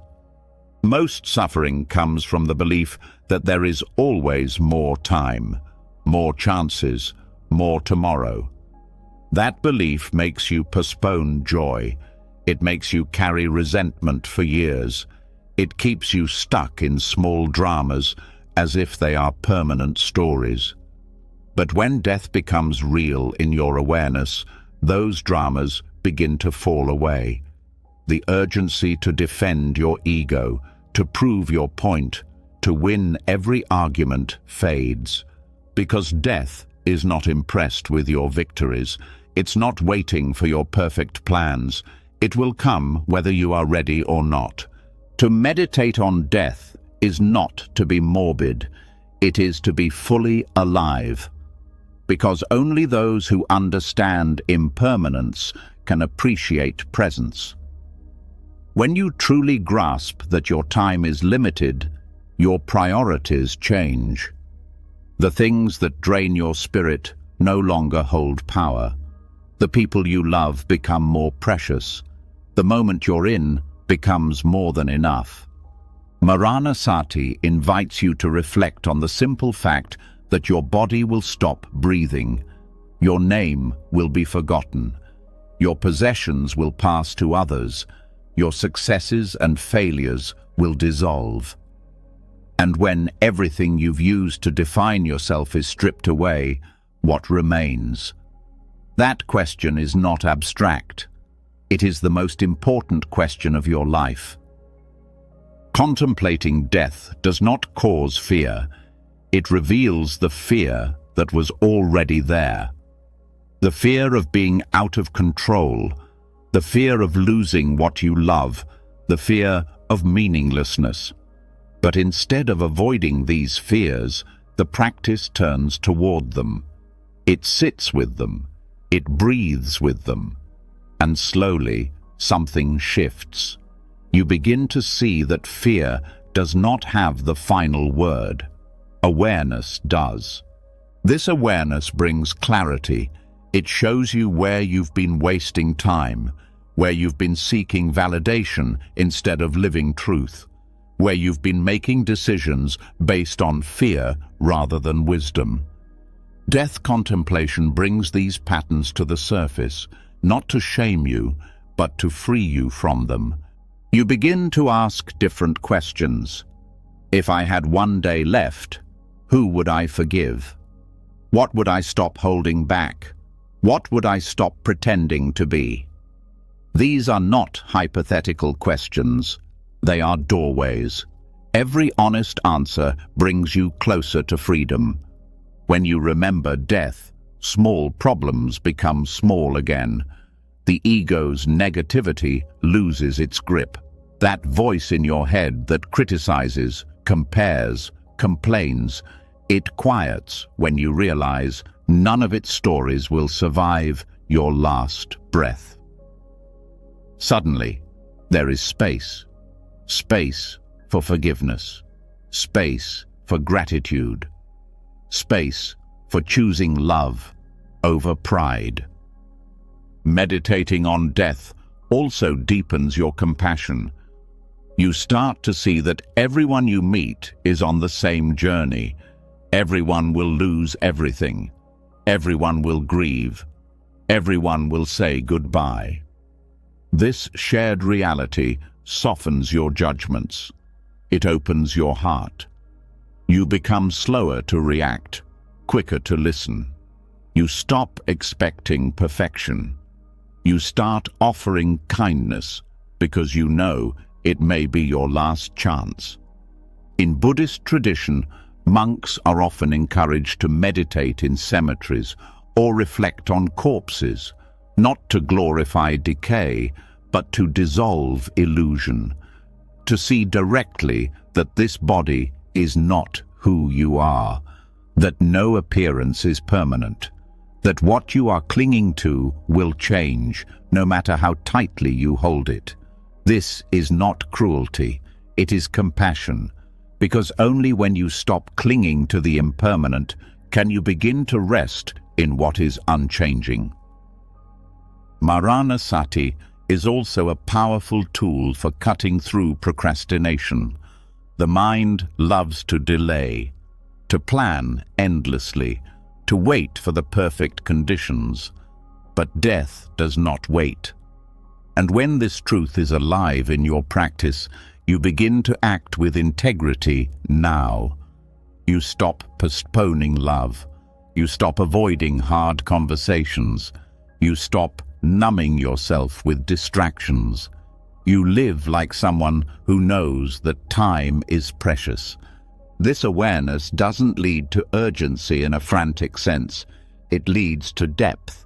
You don't rush, you prioritize. You don't panic, you become present. You no longer chase endless desires because you see where they lead. You simplify, you focus. You start offering your attention to what truly nourishes the heart. In daily life, you can bring Maranasati into simple routines. Before sleep, reflect on the truth that this day will never come again.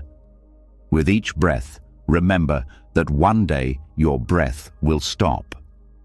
When you feel anger rise, pause and ask, if I knew I would die tomorrow, would this still matter? These small practices bring you closer to the root of wisdom, and that wisdom does not lead to sadness. It leads to appreciation. You stop needing things to be perfect. You start feeling grateful that they are here at all.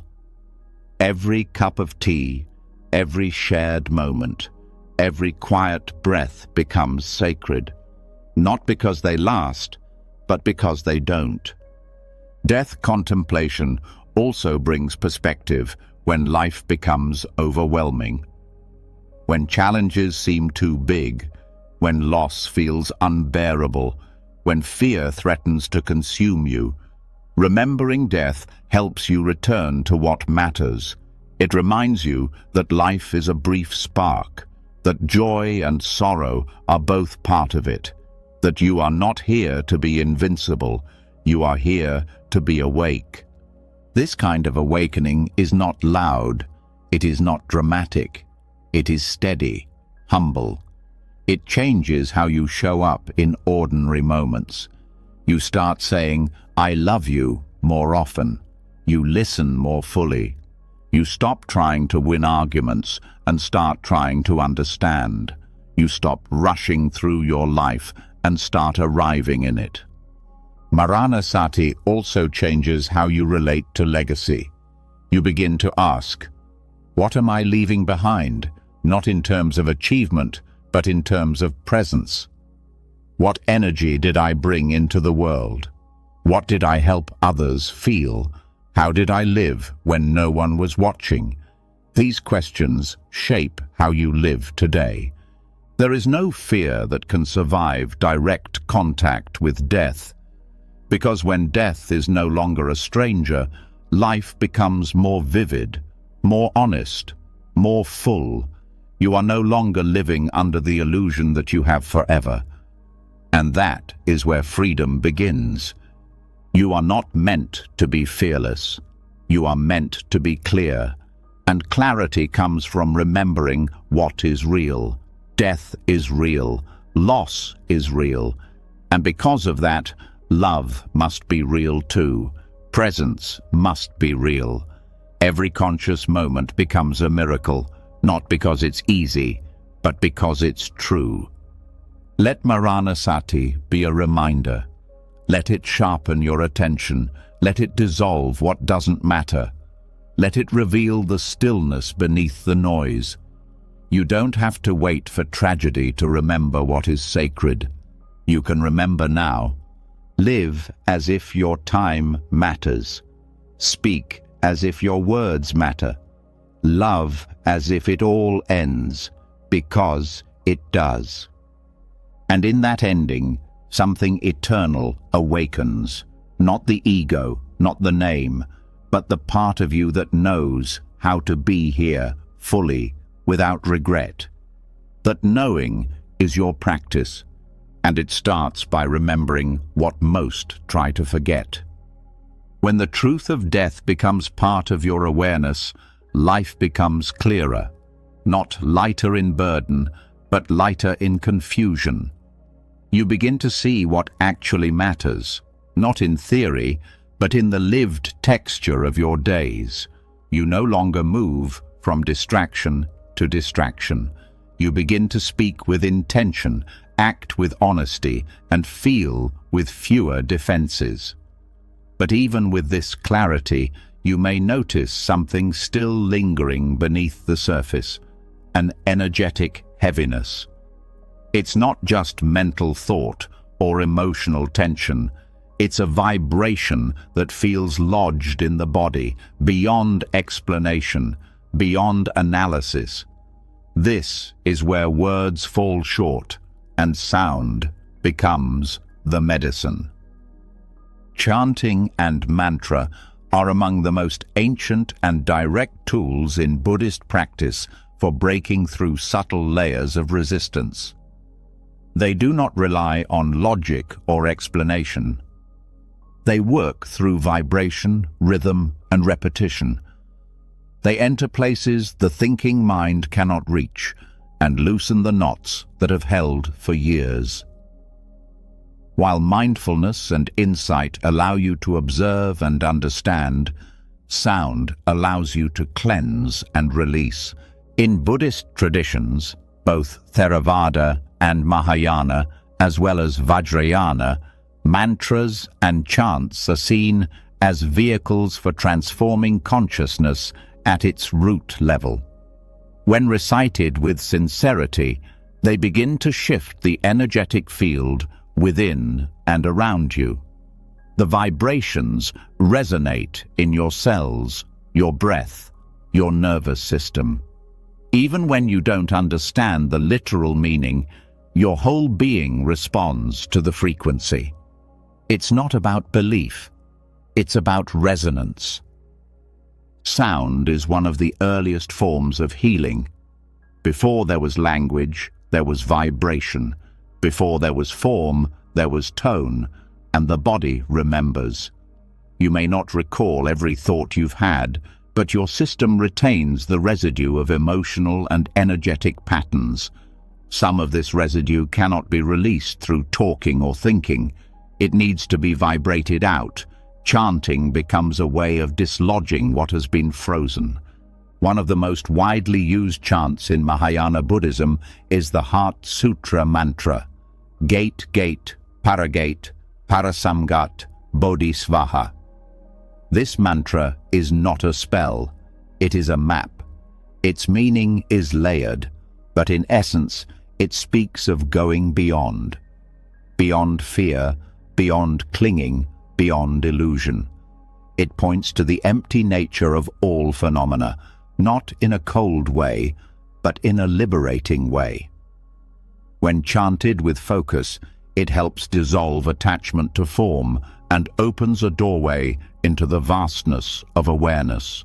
The rhythm of this mantra, especially when recited slowly and steadily, begins to create a field of stillness. The mind cannot hold on to its usual noise while keeping pace with the mantra. Thought slows, breath deepens, and something shifts, not in content, but in tone. The energetic state becomes less constricted, more open, more fluid. This is not wishful thinking, it is direct experience. Another potent example from the Vajrayana tradition is the Vajrayogini mantra, Om Ah Hung Benza Guru Pema Siddhi Hung. This mantra is a powerful tool for cutting through subtle forms of ego and attachment. Vajrayogini represents the fierce, awakened feminine energy that burns away illusion with uncompromising clarity. Her mantra is not soft, it is electric. It activates a force within you that does not tolerate self-deception. Chanting this mantra is not about becoming someone else. It is about uncovering the fire that already lives inside you. The part of you that can see clearly and act without hesitation. The part that knows how to transform pain into wisdom without bypassing its truth. The vibration of this mantra reaches into the dense corners of your psyche and begins to loosen old karmic impressions. You don't need to understand how it works because you are participating with your whole being. Mantra practice is not dependent on having a beautiful voice or a perfect pronunciation. What matters is your sincerity. The energy behind the sound carries more weight than the sound itself. The voice becomes an instrument, not of performance, but of purification. You speak the syllables not just with your mouth, but with your intention. Consistency is what deepens the practice. A few minutes daily can shift your entire inner landscape over time. It is not about the number of recitations, it is about the quality of attention. When the mind wanders, you return to the sound. When resistance arises, you breathe into it and keep chanting. Over time, this process begins to build a field of stability within you, something that no longer gets shaken by every emotion or external disturbance. The vibrational impact of mantra also interacts with the body directly. It stimulates specific points in the nervous system. The tongue, lips, and breath work together to activate meridians and energy centers. This physical engagement is why chanting can often produce a sense of grounding, warmth, or emotional release, even without understanding the deeper meaning of the words. Group chanting amplifies this effect. When multiple voices align in a shared rhythm and tone, something collective is activated. The boundaries between self and other begin to dissolve. You feel carried by the sound. You feel less separate. And this sense of connection becomes healing in itself, not because it comes from agreement, but because it arises from resonance. Different mantras have different effects. Some open the heart, some calm the mind, others invoke clarity, power, or protection. The mantra Om Mani Padme Hum, associated with Avalokiteshvara, the Bodhisattva of compassion, invokes the quality of unconditional love. Its repetition softens the hardness around the heart. It dissolves judgment. It brings a sense of gentleness that can be deeply needed when you're caught in inner conflict. When practicing mantra, it helps to create a simple ritual space. Light a candle. Sit comfortably. Begin slowly, allowing the sound to rise from the belly, not the throat. Breathe naturally. Let the sound guide the breath, not the other way around. If emotion arises, let it move through. If silence calls, let it be there. There is no need to push. The mantra is the vehicle. You only need to ride it.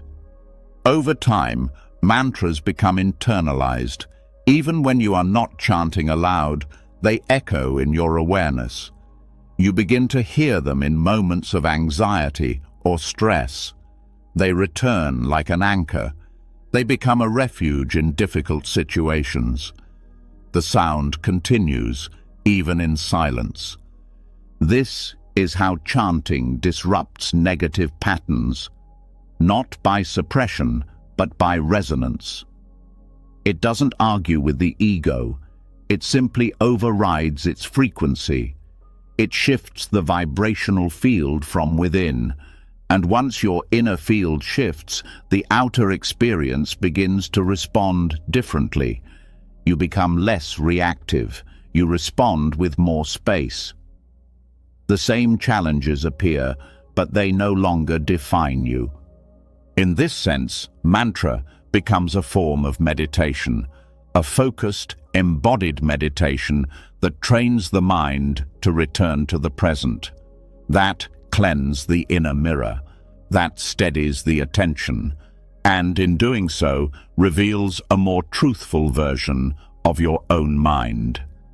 Chanting also connects you with lineage. The mantras you recite have been recited for centuries.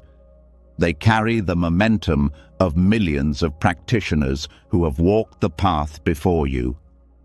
When you chant, you are not alone. You are joining a river that has been flowing for lifetimes, and that connection brings strength, especially in moments when you feel weak. You can explore which mantras speak most deeply to your heart. There is no one right choice. The sound that resonates with you is the sound that heals you. Trust your intuition. Let the vibration choose you.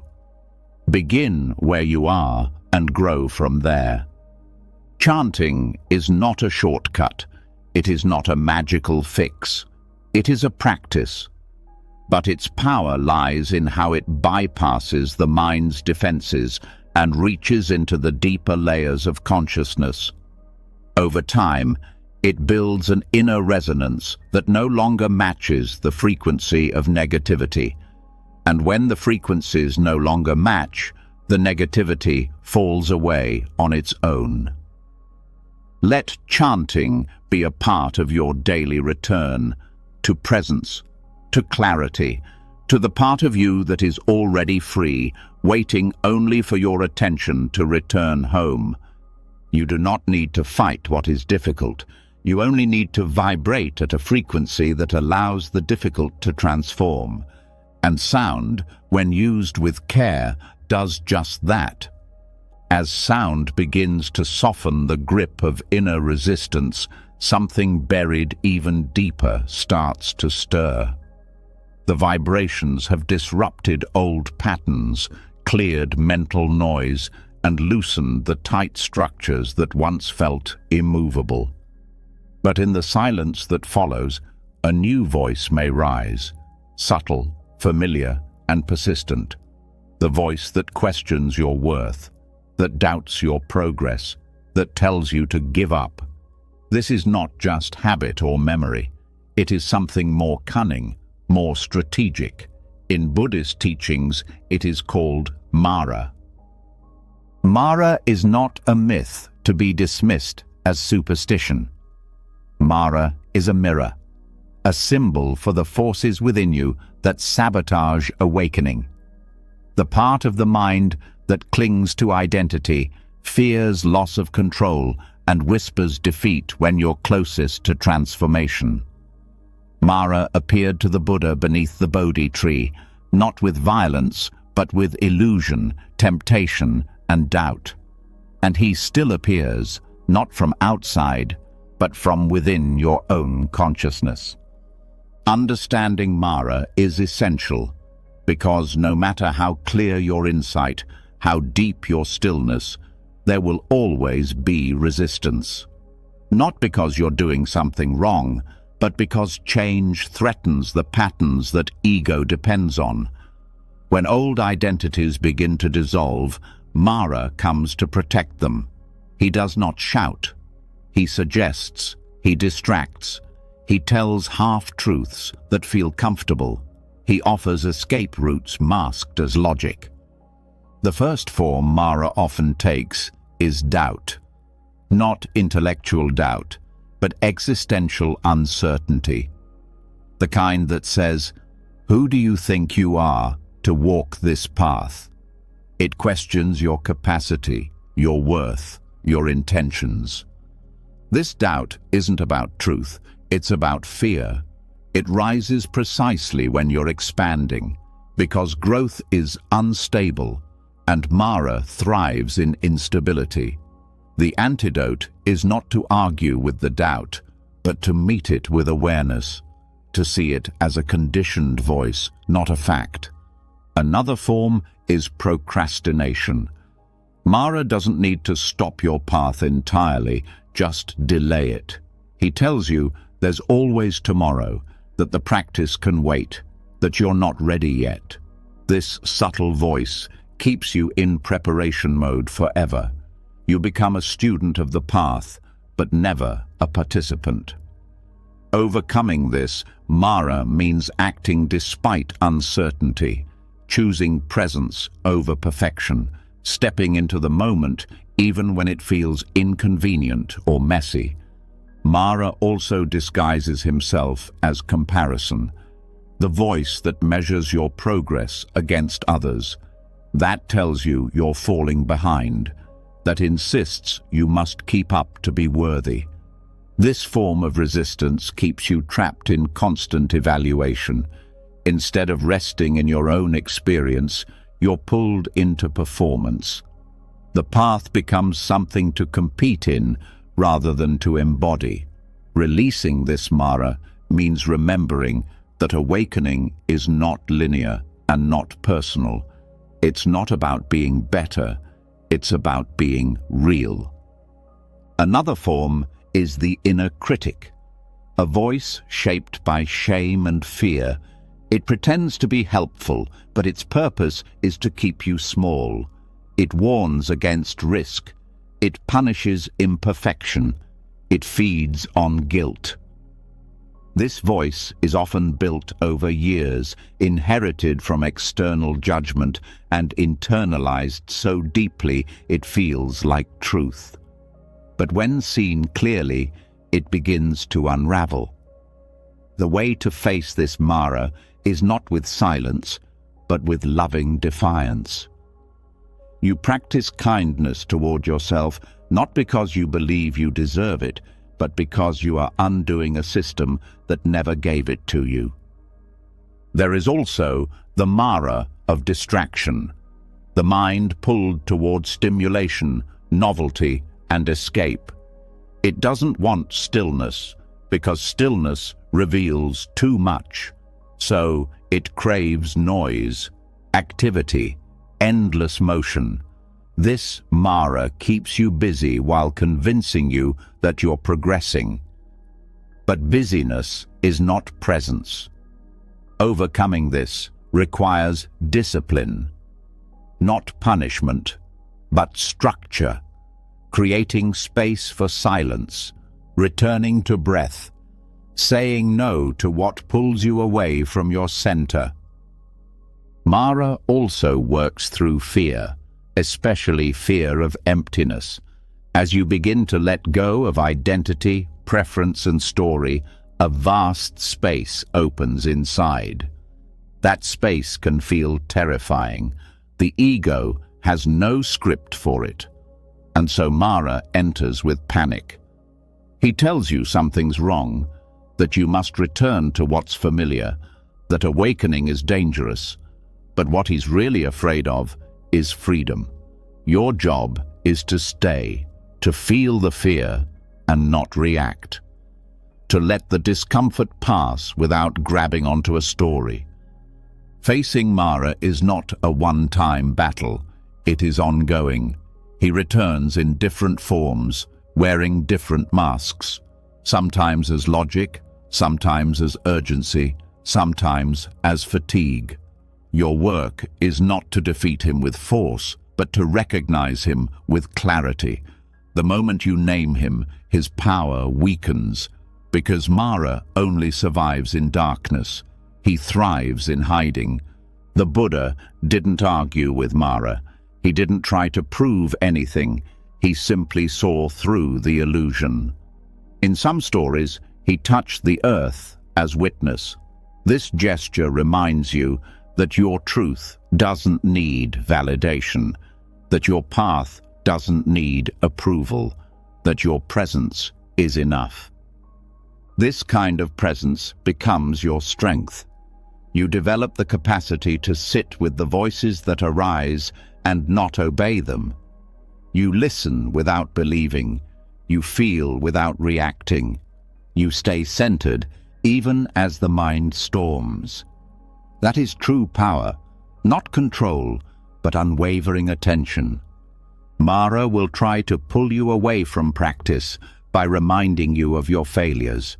He'll say, "You've fallen too many times. You're not who you used to be. You've lost your way." But you don't need to respond. You simply return, over and over, to the breath, to the body, to this moment. The return itself is victory. Recognizing Mara also helps you be gentler with others. When you see their reactivity, you remember your own. You don't take their harshness personally because you know what it's like to be caught in confusion. You stop fighting them. You start seeing the Mara in them too, and you meet it with the same clarity and compassion. The mind wants awakening to be free of obstacles, but Mara is part of the path. He is the tension that forces you to grow. He is the resistance that shapes your inner strength. Not because he is benevolent, but because your refusal to collapse in front of him reveals the depth of your practice. Each time you meet your inner saboteur with awareness, something shifts. You stop being afraid of discomfort. You stop running from challenge. You start trusting the silence beneath the noise, the clarity beneath the fear, the truth beneath the voice of doubt. This trust becomes your refuge, not a belief, not an identity, but a steady knowing that nothing Mara says can touch the part of you that sees clearly, that watches without flinching, that knows this path is not about being fearless, but about staying awake even in the face of fear. Let this be your practice, not escaping Mara, but seeing him clearly, not defeating him through effort, but dissolving him through presence. The voice may return, the resistance may rise, but so will your awareness, again and again. And that awareness is not afraid, because it knows what Mara never will. It knows that the silence behind every illusion is stronger than the illusion itself. You've made it to the end of this journey, and something in you has shifted. Maybe you feel lighter. Maybe your breath is deeper. Maybe your mind, once cluttered with noise, now rests in a softer kind of silence. Over these hours, you haven't just listened. You've remembered who you are beneath the stories. What peace feels like when it's no